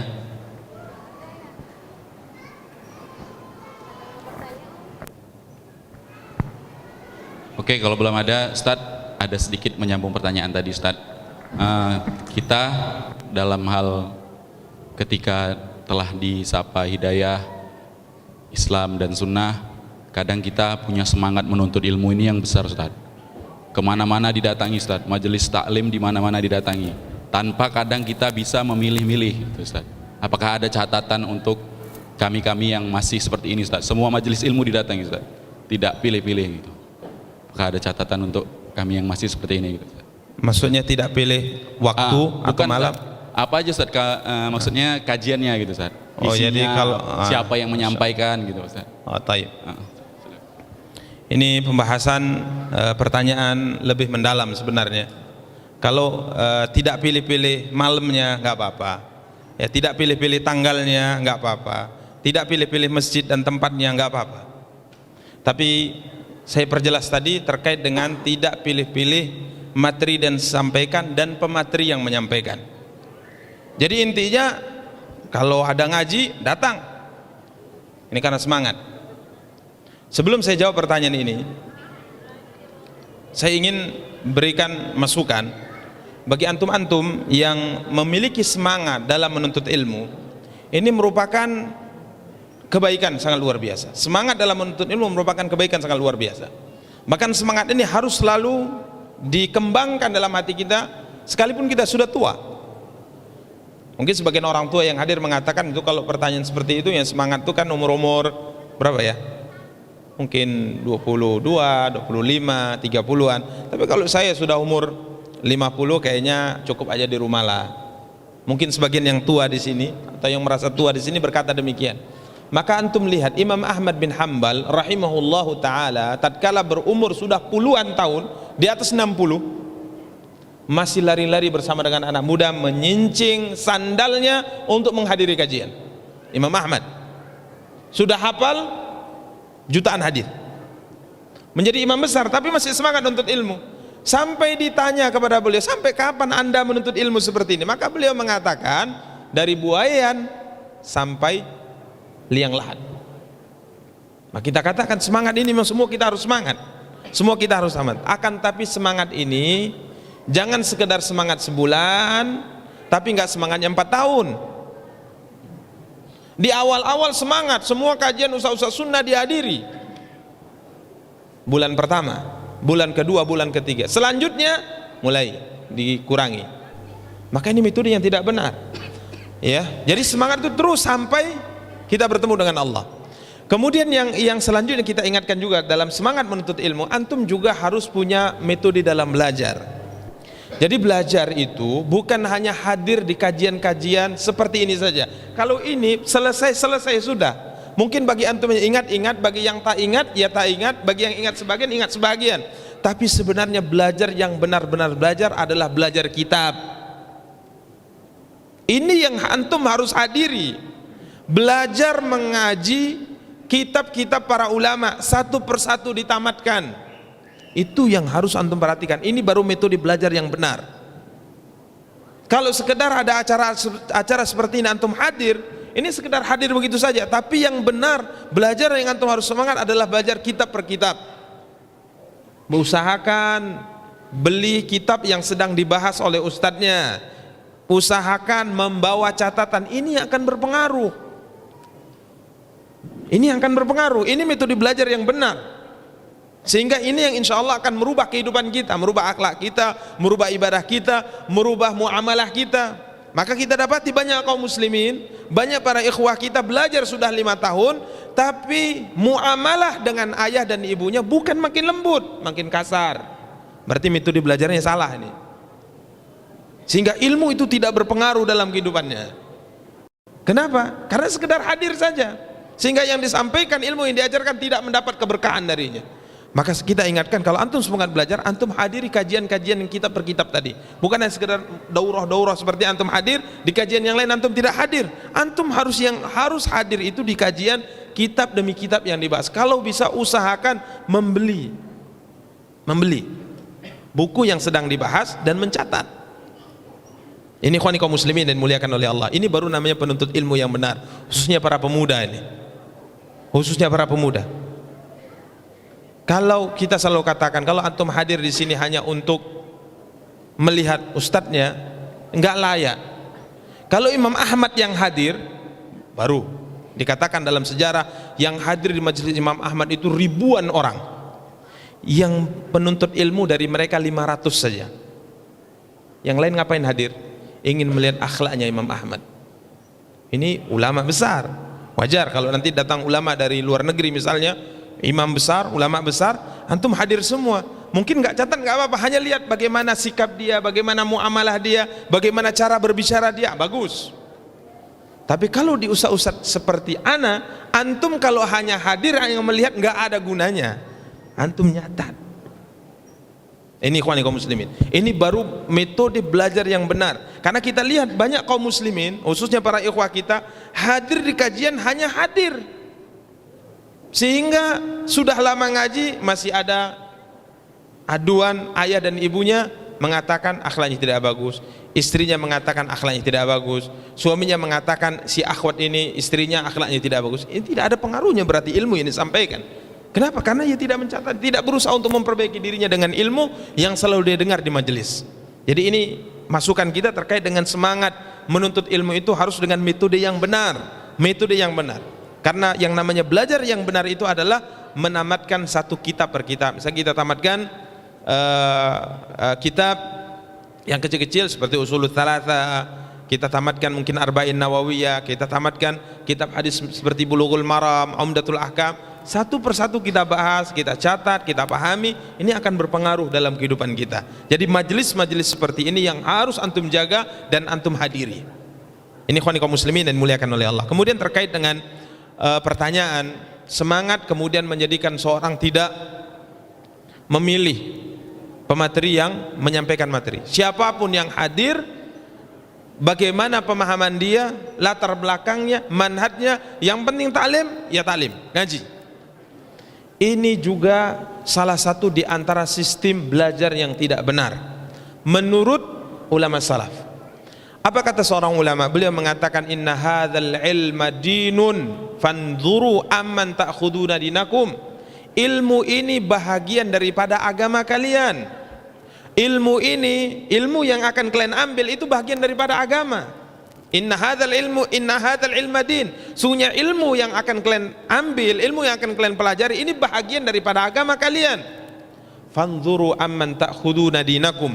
Maka lihat oleh kalian, seleksi oleh kalian, perhatikan oleh kalian dari siapa kalian menimba ilmu kalian. Agama kalian ambil dari siapa? Ini harus. Jadi kita harus pilih. Tapi antum nggak akan bisa memilih, ikhwani. Antum nggak akan bisa memilih. Bisa antum pilih? Nggak bisa. Kalau sudah baca Qur'annya lancar, baca hadisnya lancar, baca kitabnya lancar, pakai jubah, pakai sorban, di depannya ada profesor atau doktor, wah inilah dia kan gitu. Antum nggak akan bisa memilih. Lalu bagaimana cara antum milih? Antum konsultasi kepada para ustadz yang ada di daerah antum. Gak akan pernah antum bisa beristihad dalam bab ini. Kalau menurut ana ustadz, kayaknya manhajnya benar nih. Siapa antum? Ini kan perkiraan ustadz. Ana sudah 40 tahun 40 tahun ngaji, 30 tahun ngaji, 10 tahun ngaji. Ya antum ngaji mungkin banyak tidurnya. Gimana antum bisa memilih? Jadi konsultasikan. Tanya, ini bagaimana Ustaz? Ini bagaimana Ustaz? Antum nggak akan bisa. Kadang-kadang seorang menganggap ini orang benar, menurut antum, tapi subhanallah di balik itu ada hal yang antum tidak ketahui. Ini kadang-kadang ikhwani kaum muslimin dan dimuliakan oleh Allah, satu hal yang kayaknya ini memang tabiat kita sebagai orang timur atau orang Indonesia khususnya, kalau melihat orang asing itu kayaknya kita kerdil gitu. Jadi kalau ada tamu dari Timur Tengah misalnya, imma dari Yaman atau dari mana, kemudian disebut doktor atau syekh misalnya, langsung wah ini udah ulama besar nih kan gitu. Pada Nabi SAW mengatakan ada du'atun ala abwabi jahannam, dai-dai yang menyuruh ke dalam neraka jahanam, man ajabahum ilaihi qadhafuhu fiha. Siapa yang mengikuti maka akan tercampak ke dalam api neraka. Nabi mengatakan hum min jildatina wa yatakallamuna bi alsinatina. Mereka termasuk bangsa kita dan berbicara dengan bahasa kita. Jadi kita mesti pilih dari siapa kita belajar, dari siapa kita menimba ilmu. Tapi antum tidak akan pernah bisa memilih. Coba untuk memilihnya konsultasikan kepada para ustadz yang ada di daerah kita. khususnya ustaz-ustaz kibar, ustaz-ustaz besar, karena memang dalam ilmu itu bertingkat-tingkat, tidak sama, ya, tidak sama. Coba lihat pelajaran Abu Musa al-Asy'ari tatkala terjadi masalah di kota Kufah, dia tidak komentar, padahal Abu Musa ulama besar dari ulama sahabat, tapi dia menunggu komentar Abdullah bin Mas'ud radhiyallahu ta'ala. Jadi tidak sama. Jadi jangan disamakan antara satu ustaz kibar, ustaz yang ilmunya lebih dalam, yang daerah kita Masya Allah, kita lihat 3 ustaz kita, subhanallah, al-ustaz Abu Ihsan, al-ustaz Ali Nur, dan al-ustaz Abdul Fattah, yang tua dalam umur, tua di medan dakwah, dan tua dalam ilmu. Jadi jangan antum perhatikan tua umurnya saja atau tua lamanya di medan dakwah, tidak. Coba perhatikan 3 unsur ini, dari sisi ilmu, dari sisi umur, dari sisi pengalaman di medan dakwah. Konsultasi ke mereka, karena kita tidak bisa memilih, nggak akan pernah bisa memilih. Dan kalau seandainya sudah antum dengar itu syubhat dan sudah masuk ke hati, sulit bagi antum mengeluarkannya, sulit bagi antum mengeluarkannya. Sampai ada seorang ulama, yaitu Al-Imam Ibnul Arabi rahimahullahu ta'ala, Al-Imam Ibnul Arabi rahimahullah ta'ala mengatakan tentang Al-Imamul Ghazali rahimahullah, Al-Imamul Ghazali rahimahullah, imam besar Imam Ghazali, tapi Imam Ibnul Arabi muridnya mengatakan, guru kami Al-Imamul Ghazali ingin mengeluarkan ilmu kalam dari dirinya, tapi dia tidak mampu. Kenapa? Karena tatkala sesuatu sudah antum masuk ke dalam hati antum, sulit bagi antum untuk mengeluarkannya.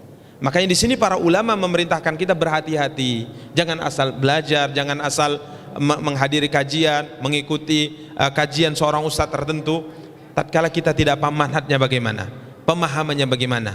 Karena kalau sudah kita dengar, apalagi kita sudah mengagungkan dia dengan akhlak dan sebagainya, sulit bagi antum meninggalkannya, sulit bagi antum meninggalkannya. Maka tetaplah konsultasi dengan para ulama atau dengan para ustadz yang ada di daerah kita, yang kita katakan sebagai ustadz-ustadz kibar, ustadz-ustadz yang tua dalam ilmu, yang tua dalam umur, dan tua dalam sisi pengalaman di medan dakwah. Wallahu taala alam.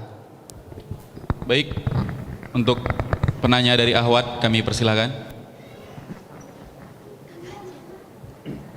Assalamualaikum Ustadz, bagaimana untuk terus maju dalam menghadapi cacian, hinaan, dan diasingkan oleh orang-orang terdekat hanya karena sedang belajar berusaha taat kepada Allah dan menjalankan sunnah Rasulullah yang dulu hilang dan terlupakan karena belum memahami Islam rahmatan lil alamin atau sebelum diri mendapat hidayah? Baik, mungkin maksudnya Ustaz, gimana sikap kita saat kita mencoba untuk mengamalkan apa-apa yang kita dapat dari Al-Quran dan Sunnah yang dijelaskan oleh para ustadz, kemudian kita dicela gitu, dicela, dihina, gitu kurang lebih ya Mbak atau Bu? Iya, gitu iya ya? Benar, iya. Ya. Silakan Ustaz. Taib, tatkala kita mengamalkan syariat Allah, tatkala kita mengamalkan agama yang diturunkan oleh Allah kepada Rasulullah SAW, mengamalkan kebenaran, dan kita amalkan seperti di zaman kita sekarang ini pasti kita akan dikucilkan, pasti kita akan dijauhi. Dan itu sebagaimana yang telah disabdakan oleh Rasulullah SAW. Apa kata Rasulullah SAW? Badal Islamu ghariban wa sayaudu ghariban kama bada'a fatuba lil ghuraba. Nabi SAW mengatakan Islam awalnya datang dalam keadaan asing. Nabi SAW membawa risalah Islam, belum ada yang beriman, diajak istrinya, akhirnya istrinya beriman, anak-anak putrinya beriman, Abu Bakar kemudian beriman, Ali bin Abi Thalib kemudian beriman, Zaid bin Harithah kemudian beriman. Hanya segelintir orang beriman, semua manusia menentang beliau, asing, beliau dianggap sesat, dijauhi. Sahabat-sahabat kemudian dimusuhi, disiksa, bahkan ada di antara mereka dibunuh. Nabi mengatakan kemudian Islam setelah itu menyebar. Kemudian Nabi SAW katakan di akhir zaman, wa sayaudu qariban kama bada, di akhir zaman Islam akan kembali menjadi asing sebagaimana dulunya dianggap asing.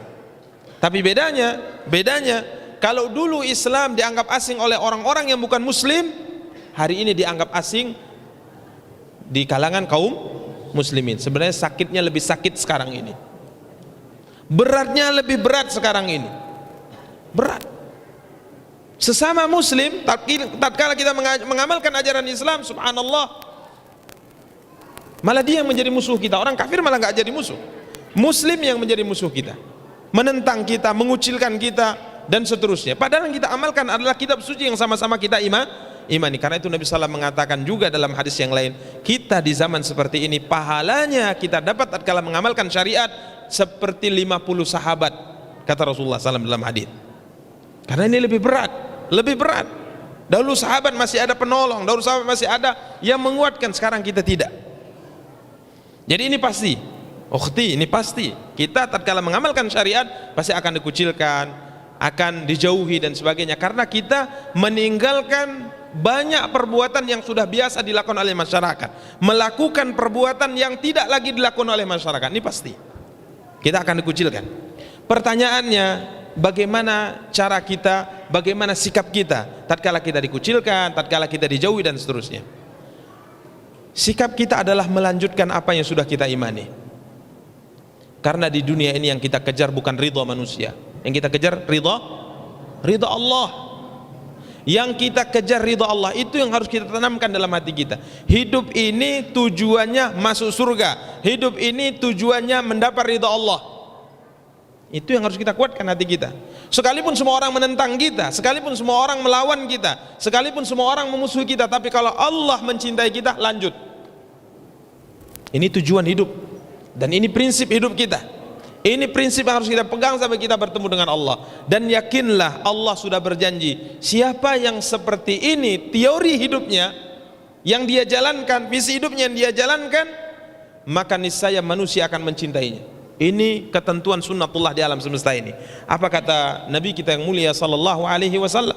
Nabi SAW bersabda, tatkala Allah mencintai seorang hamba, tatkala Allah mencintai seorang hamba, tatkala hamba tadi mengamalkan syariatnya, menjadikan ridha Allah sebagai ridha yang dia kejar, bukan ridha manusia, maka Allah akan berkata kepada Jibril, ya Jibril, sesungguhnya aku mencintai si fulan, maka cintai dia.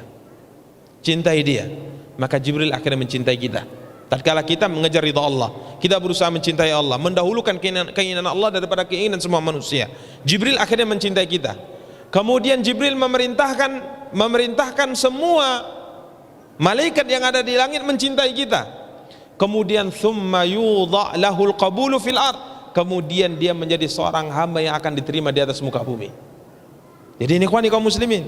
Jadi kalau seandainya kita mengamalkan syariat, dimusuhi, dijauhi, dikucilkan dan seterusnya, tetap kita teguh, jangan pernah kita mundur. Kalau kita sudah melangkah, jangan pernah kita mundur. Ini sikap, ini prinsip.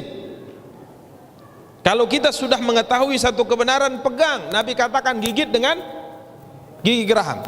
Dan ini prinsip inilah akhirnya salah satu di antara hikmah kenapa Islam, kenapa Allah memilih yang menjadi pendamping Rasulullah adalah para sahabat dari orang-orang Arab, karena mereka sangat memegang prinsip. Kalau mereka sudah beriman, mereka sudah meyakini sesuatu, maka mereka tidak akan mundur selangkah pun. Ini yang harus kita pegang. Jadi kalau terkait dengan agama, apapun yang terjadi, tetap kita pegang agama kita sampai kita bertemu dengan Allah Tabaraka wa Ta'ala. Niscaya Allah akan memberi kemudahan dalam hal-hal yang tidak kita kira dan kita tidak sangkakan sebelumnya. Wallahu ta'ala alam. Baik, selanjutnya masih ada dari akhwat. Atau belum jelas? Ada? Mic-nya tolong.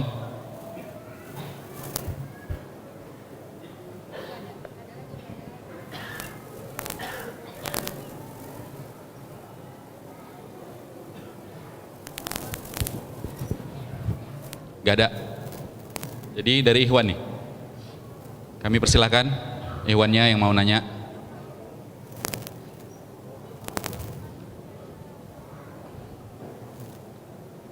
Untuk nggak jadi nanya tadi? Tadi mau nanya. Udah trauma. Silakan, mic-nya. Ada trauma. Ada apa trauma? Nggak dipilih-pilih tadi. Silakan. Assalamualaikum warahmatullahi wabarakatuh. Nama saya Ilyas Ustadz dari Medan Johor. Yang ingin saya tanyakan, mungkin tadi sebagian sudah ada yang terjawab juga. Cuman hari ini kan temanya anugerah terindah kita adalah menjadi muslim dan mengetahui manhaj salaf, yaitu kembali ke Al-Quran dan Sunnah. Tapi hari ini Ustadz, kami khususnya yang muda-muda ini banyak ngadiri kajian, semuanya mengatasnamakan kembali ke Al-Quran dan Sunnah. Datang ke kajian persis ke Al-Quran dan Sunnah, ke Muhammadiyah juga gitu, ke Al-Irsyad juga begitu, di Salaf juga begitu. Artinya semua mengaku kembali ke Al-Quran dan Sunnah, tapi kita nggak tahu mana yang sebenarnya itu adalah manhaj salaf. Kalau ada kasus ditanya, semua itu menjawab juga dengan dalil gitu Ustaz. Jadi kita sebagai yang muda-muda ini bagaimana lah menyikapinya. Kadang-kadang masalah seperti ini juga jadi sesuatu yang bisa memecah belah gitu Ustaz. Kadang ada yang diajak kajian yuk, enggak lah, nggak sesuai sama aku katanya gitu. Jadi kami yang muda-muda ini pun bingung ya kan, ini umat kok jadi kayak gini gitu lah. Jadi mohon nasihat Ustadz lah, khususnya untuk kami yang muda-muda ini. Terima kasih. Assalamualaikum warahmatullahi wabarakatuh. Kebingungan dia, Ustaz. Tolong Ustaz dijawab, Ustaz. Taib, jadi nggak usah bingung. Kalau antum bingung maka nggak usah bingung. Mungkin saya akan berbicara secara jelas. Tadi saya sudah sebutkan bahwa untuk memilih pengajian yang sesuai dengan manhaj salaf, pengajian yang tidak sesuai dengan manhaj salaf, ini merupakan kewajiban kita untuk memilihnya. Harus kita pilih. Ustadz yang kita belajar harus kita pilih, karena manhaj salaf menyatakan belajar itu harus dari orang-orang yang terpercaya dari sisi agamanya, dari sisi manhajnya. Ini manhaj, metode dalam belajar. Dan saya sudah katakan tadi bahwa kita tidak akan pernah bisa memilih. Masya Allah. Hah? Udah mulai sepertinya. Udah mulai ya. Ini kalau yang menghidupkan kafir maklum kita. Tapi kalau yang menghidupkan muslim musibah. Musibah. Ini kalau yang musibah. Pertama musibah menyerupai orang-orang kafir, musibah yang kedua tabdzir. Bukankah setiap harta yang kita gunakan ada pertanggungjawaban? Maka kita katakan kepada antum para orang tua, kalau antum membelikan petasan malam ini kepada anak antum, antum akan dimintai oleh Allah pertanggungjawaban dari setiap rupiah yang antum keluarkan untuk membeli petasan. Dimintai pertanggungjawaban. Apa kata Nabi SAW? Tidak akan pernah bergerak kaki seorang hamba di hadapan Allah kecuali apabila sudah ditanya beberapa hal. Di antaranya an malihi, harta, dari mana dan untuk apa. Jadi kalau antum beli petasan, berapa harga yang paling kecil? Harga yang paling kecil berapa? Udah pada lupa ya. Hah? 2000. Taruhlah 2000. 2000 ini antum akan ditanya, halalkah 2000 ini antum dapatkan dengan cara yang halal atau tidak? Kemudian untuk apa? Untuk beli petasan malam tahun baru 2016 ke 2017. Antum nggak selamat gara-gara 2000. Anda perhatikan, apalagi kalau yang ini tadi berapa ribu nih? Kalau yang ini nih berapa ribu ya? Hah?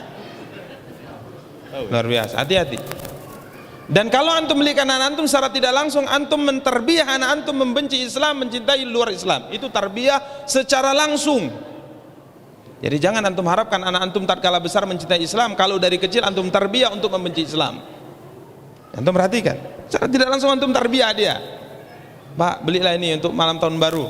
Ya, belilah. Antum anggap remeh ini. Padahal ini tarbiyah, pendidikan langsung. Enggak teori dia, praktek langsung. Tapi kalau kita katakan tidak, ini bukan tahun yang harus dilakukan seperti ini, tabdzir, akhirnya tertanam jiwanya, berarti tidak boleh. Ini tarbiyah yang kita melupakan ini semua. Tapi kembali kepada pertanyaan. Jadi antum jangan bingung. Antum jangan bingung. Sudah sebutkan tadi, kita nggak akan bisa memilih ustadz ini manhajnya benar, ustadz ini benar penyampainya atau tidak, metode beragama benar atau tidak, nggak akan bisa. Apalagi pemula, jangankan pemula yang sudah 20 tahun belajar saja kadang-kala bisa salah. Apalagi antum mungkin pemula, anak-anak muda, ya sulitlah menentukan. Maka saya tadi sudah sebutkan 3 nama, antum catat namanya ya, antum catat namanya. Yang saya pribadi menganggap, kalau antum nggak menganggap itu urusan antum, mungkin antum lebih banyak ilmunya dari kita. Tapi saya pribadi menganggap, karena saya memang murid mereka, saya belajar. Jadi ada sebagian mengatakan, oh enggak, Ustadz ini lebih. Maka saya katakan, antum tidak paham ilmu, sehingga antum tidak bisa menundukkan orang pada kedudukan yang benar, karena antum tidak punya ilmu. Jadi saya katakan tadi, kita lihat dari sisi tua dari ilmu, tua dari umur, tua di pengalaman di medan dakwah. Saya sudah sebutkan namanya. La uzakki 'alallahi ahadan. Saya tidak mensucikan seorang pun di hadapan Allah. Dan ini yang saya lihat, karena saya belajar dari mereka dan saya lihat bagaimana keilmuan tiga ustadz kita. Maka catat namanya untuk di daerah kita.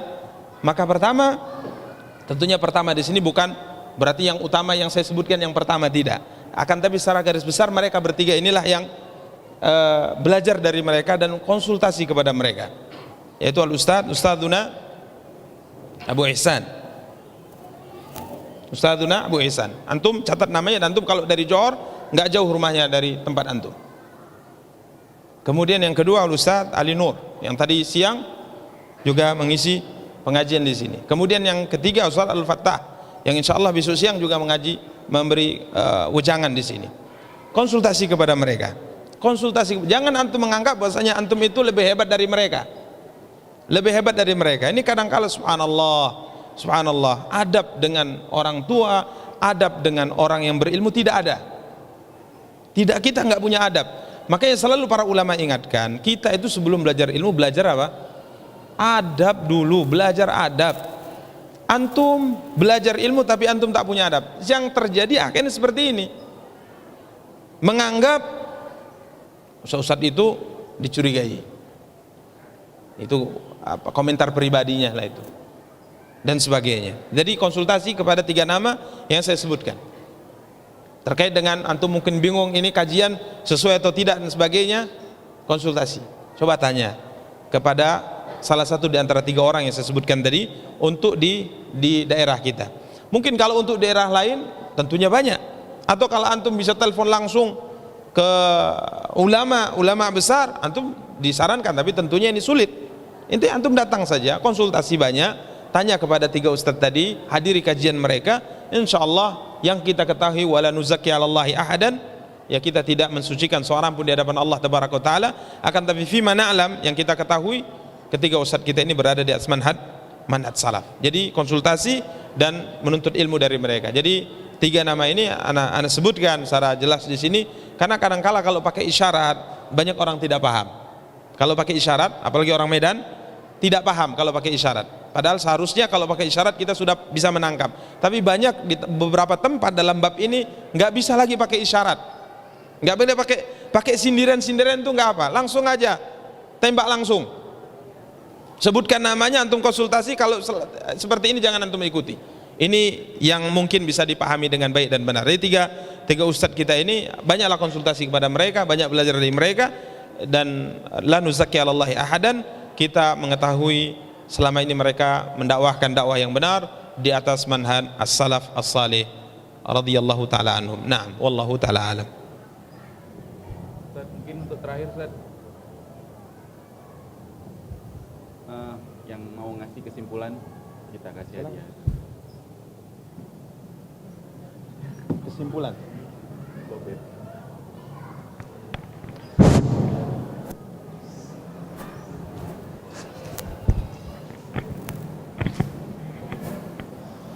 Habis. Biar anak nggak ngasih kesimpulan. Oh gitu. Baik, yang mau ngasih kesimpulan kajian kita malam ini. Oke, silakan. Bukan nah. Assalamualaikum warahmatullahi wabarakatuh. Nama saya panggilan Anas Abu Khansa, dari Medan Johor. Mungkin kesimpulannya yang insyaallah yang ana pahami bahwasannya memang tadi ana sedikit telat Ustaz. Cuman insyaallah taala coba ana sedikit bisa mungkin sampaikan kesimpulan. Yang pertama mungkin dari segi bahwasannya kita untuk dalam kita menuntut ilmu, hendaklah kita senantiasa kita itu berserah diri kepada Allah Tabaraka wa Ta'ala. Bahwasanya dengan kita mohon pada Allah, mohon petunjuk pada Allah, kita mohon untuk diberikan di mana tempat kita untuk diberi jalan yang lurus, sebagaimana di dalam surah Al-Fatihah disebutkan shiratal mustaqim. Maka selalu dalam salat kita minta itu selalu, maka insyaallah taala Allah akan tunjukkan. Dalam artian memang kita, dalam hati kita, dalam fitrah manusia semuanya ada kebaikan. Maka kebaikan itu yang kita mohon kepada Allah Tabaraka wa Ta'ala agar kita dituntun kepada manhaj yang hak, yaitu manhaj salafus saleh. Dan kedua, jangan pernah ragukan bahwasannya kita itu setelah kita duduk di atas manhaj ini, kita meragukan bahwasannya ada manhaj yang lebih hak daripada manhaj salafus saleh. Bahwasannya kita fahami, apalagi kita yang sudah mungkin sudah lama mengaji 20 tahun atau bahkan lama sekali, sudah paham bahwasannya makna dari as-salaf itu apa, artinya salaf itu apa. Bahwasannya tidak perlu kita ragukan lagi bahwasannya salaf itu mengarah kepada para sahabat, tabi'in, tabi'ut tabi'in, para ulama, dan kepada Rasulullah sallallahu alaihi wasallam pastinya. Jadi kita tidak perlu lagi meragukan manhaj salaf ini. Itu yang kedua. Yang ketiga, Jangan sesi kedua nih Bang, pengajian. Maksudnya simpulkan secara garis besar aja Bang. Garis besar aja. Panjang-panjang. Nanti jadi sesi kedua gitu oh kan. gitu. Iya. Garis besarnya kepada muslimin, bahwasanya hendaklah kita memang senantiasa selalu bermohon kepada Allah. Dan menegakkan diri kita di atas manhaj salaf ini, bahwasannya memang manhaj salaf inilah yang memang insyaallah taala membawa kita kepada jalan yang lurus, mendekatkan diri kita kepada Allah dan senantiasa melaksanakan sunnah Rasulullah sallallahu alaihi wasallam. Mungkin garis besarnya itu, kurang dan lebihnya mungkin keterlambatan Anda datang tadi. Oke. Wallahu a'lam bishawab. Baik. Assalamualaikum warahmatullahi wabarakatuh. Bentar, dinilai Ustaz dulu ya. Baik. Masya Allah, ini bukan talkhis, ini bukan kesimpulan sebenarnya, tapi ini ta'liq ya. Ini sebenarnya antum duduk di sini nambah gitu. Ya, yang antum tambahkan Masya Allah bagus, cuman yang diminta adalah kesimpulan. Yang diminta adalah kesimpulan. Yang antum sebutkan Masya Allah bagus. Itu tatkala kita harus selalu berdoa. Yang pertama kita harus yakin bahwa manhaj, satu-satunya manhaj yang benar adalah manhaj salaf, karena ini adalah metode beragama yang seperti diajarkan oleh Rasulullah dan para sahabat. Kemudian mintalah keteguhan, mintalah hidayah di atas manhaj ini. Ini adalah tambahan dari antum, tapi yang diminta oleh panitia adalah kesimpulan ya dari apa yang kita sampaikan. Berarti masih kita cari. Antum ya?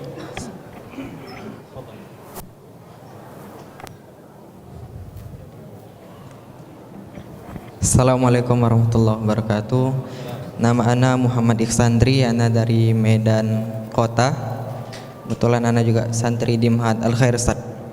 Simpulan yang ana dapatkan, yang setelah ana catat, yang pertama adalah Ustaz membawa tadi ketika ceramah di awal adalah anugerah terindah itu ada dua. Yang pertama ketika kita diberikan taufik tentang Islam dan hidayah serta taufik dalam sunnah Nabi SAW. Juga Ustaz telah menjelaskan bagaimana para sahabat mencari hidayah itu, bagaimana para sahabat juga khawatir apabila sebuah generasi itu tidak paham dengan kondisi zaman jahiliyah, maka mereka akan tergelincir dari jalan-jalan kebenaran. Setelah itu Ustaz menjelaskan tentang tafsir dari Syekh Abdurrahman bin Nasir As-Sa'di, bagaimana seseorang harus meminta doa kepada Allah agar diberikan jalan yang lurus dan diberikan meniti jalan yang lurus itu dengan jalan yang benar juga. Kemudian Ustaz menjelaskan bagaimana Nabi SAW telah menyempurnakan agama kita di antara dua agama samawi, yaitu agama Nasrani dan agama Yahudi. Ustaz telah menjelaskan asbabun nuzulnya, dan kita sama-sama tadi telah mendengar bahwasanya agama Islam, sekiranya agama Yahudi diberikan ayat yang Allah turunkan tadi diberikan pada agama Yahudi, mereka akan membuat perayaan yang besar. Akan tetapi kita tidak, dan itulah sebagai bentuk keagungan kita kepada Allah Subhanahu wa taala. Kemudian sebab-sebab orang tidak mengenal bahwasannya Islam adalah anugerah terindah itu ada dua. Yang pertama adalah tidak mengenal masa jahiliyah, sebagaimana perkataan Umar tadi. Yang kedua, tidak mengenal Islam dan sunnah Nabi SAW. Kemudian umat Muhammad SAW itu terbagi atas dua. Yang pertama ummatul dakwah, umat yang mengenal Islam karena dakwah. Yang kedua ummatul ijabah, umat yang menerima Islam sebagai agama yang hak. Dan sini juga Ustaz mengutip perkataan Abu Aliyah bahwasannya, aku tidak tahu nikmat mana yang paling besar yang aku dapatkan antara nikmat Islam atau nikmat yang aku dihindari dari firqah-firqah yang sesat. Kemudian Ustaz menjelaskan bagaimana tadi riwayat-riwayat para sahabat, bagaimana mereka meniti jalan yang lurus, sebagaimana Imam Ahmad juga belajar menuntut ilmu mati-matian. Ustaz juga menjelaskan tadi Imam Bukhari seperti itu, dan juga akhlak dari Imam Ahmad ketika di majelis 5.000 orang yang menghadiri pengkajian Imam Ahmad. Dan yang paling penting sepertinya ada 3 cara menuntut ilmu yang benar. Ada yang pertama, hadiri kajian kitab. Yang kedua, beli buku. Yang ketiga, bawa catatan seperti yang saya bawa ini, Ustaz. Dan yang terakhir, wala nuzaki 'alallahi ahada, jangan mensucikan selain Allah saja. Wallahu a'lam bishawab. Wabillahi taufik. Assalamualaikum warahmatullahi wabarakatuh. Masya Allah. Ini gimana Ustaz? Ini termasuk kesimpulan atau gimana? Ya. Ini rangkuman dari semua pembahasan yang kita sampaikan. Tapi Masya Allah. Siapa nama tadi? Muhammad? Kuliah di UIN, Masya Allah. Hadir di kajian mana selama ini? Kajian kita, Masya Allah. Di Mahal Al-Khair, Masya Allah. Baik, kalau bisa antum terus belajar, ya, usahakan terus belajar sehingga insya Allah menjadi da'i ilal khair, ya, da'i yang mengajak manusia kepada kebaikan. Jadi memang belajar yang kita sebutkan tadi adalah seperti ini, mencatat. Kecuali kalau antum punya hafalan seperti Imam Syafi'i, punya kekuatan hafalan seperti Imam Syafi'i. Kalau antum punya hafalan seperti Imam Syafi'i atau seperti Imam Bukhari, tidak apa-apa antum nggak bawa catatan. Bahkan anak sarankan jangan bawa catatan. Tapi kalau tidak, ya ngacalah diri. Ya, kalau tidak, bawalah catatan. Ya, bawa catatan sebagaimana kita, saudara muda kita ini, subhanallah, dia bisa menyampaikan rangkuman semua yang saya sebutkan dari awal sampai akhir. Ini subhanallah. Ya, kalau kita punya hafalan seperti Imam Bukhari misalnya, jangan, nggak usah bawa catatan, boleh. Ya, suatu hari Imam Bukhari pernah dicela oleh para teman-temannya, belajar 16 hari belajar hadis, dan setiap harinya ratusan bahkan sampai ribuan hadis dibaca, 1000 hadis minimal dibaca, tapi Imam Bukhari hanya duduk terpaku menung mendengarnya. Yang lain sibuk nyatat. Sampai akhirnya para teman-temannya kalau pulang ke asrama selalu bilang, kamu ini buang-buang waktu, datang jauh-jauh untuk menghadiri syekh ini, antum nggak ada nyatat. Imam Bukhari diam saja. Ya. Besoknya gitu juga, ngapa antum nggak ada nyatat? Catat apa? Nggak ada faidahnya nanti. Diam saja. Sudah hari ke-16 selesai, dia mengatakan, coba tunjukkan catatan kalian kepada saya semua. Maka mulai dibaca satu-satu hadis selama 16 hari tadi. Kiranya yang nyatat malah bersalahan, yang dihafalnya tidak. Kalau seperti ini hafalan antum, tidak apa-apa antum nggak baca catatan. Tapi kalau tidak, ikhwani, bawalah catatan, bawalah. Ini kita mohon sama antum ini, bawa catatannya. Kedepannya bawa catatan. Kalau kita ngaji, bawa catatan. Bawa kitabnya, apa dibahas Ustaz nih, misalnya ini bahas kitab. Sehingga ini akan berpengaruh dalam kehidupan kita, mendatangkan kebaikan untuk dunia dan akhirat kita. Wallahu ta'ala alam. Ya, Ustaz, karena waktunya udah habis, jadi ini nggak kita dikasih. pilih aja nih Ustaz, dari antara yang dua ini, yang mana kira-kira yang paling mendekati Ustaz untuk mendapat buku ini Ustaz?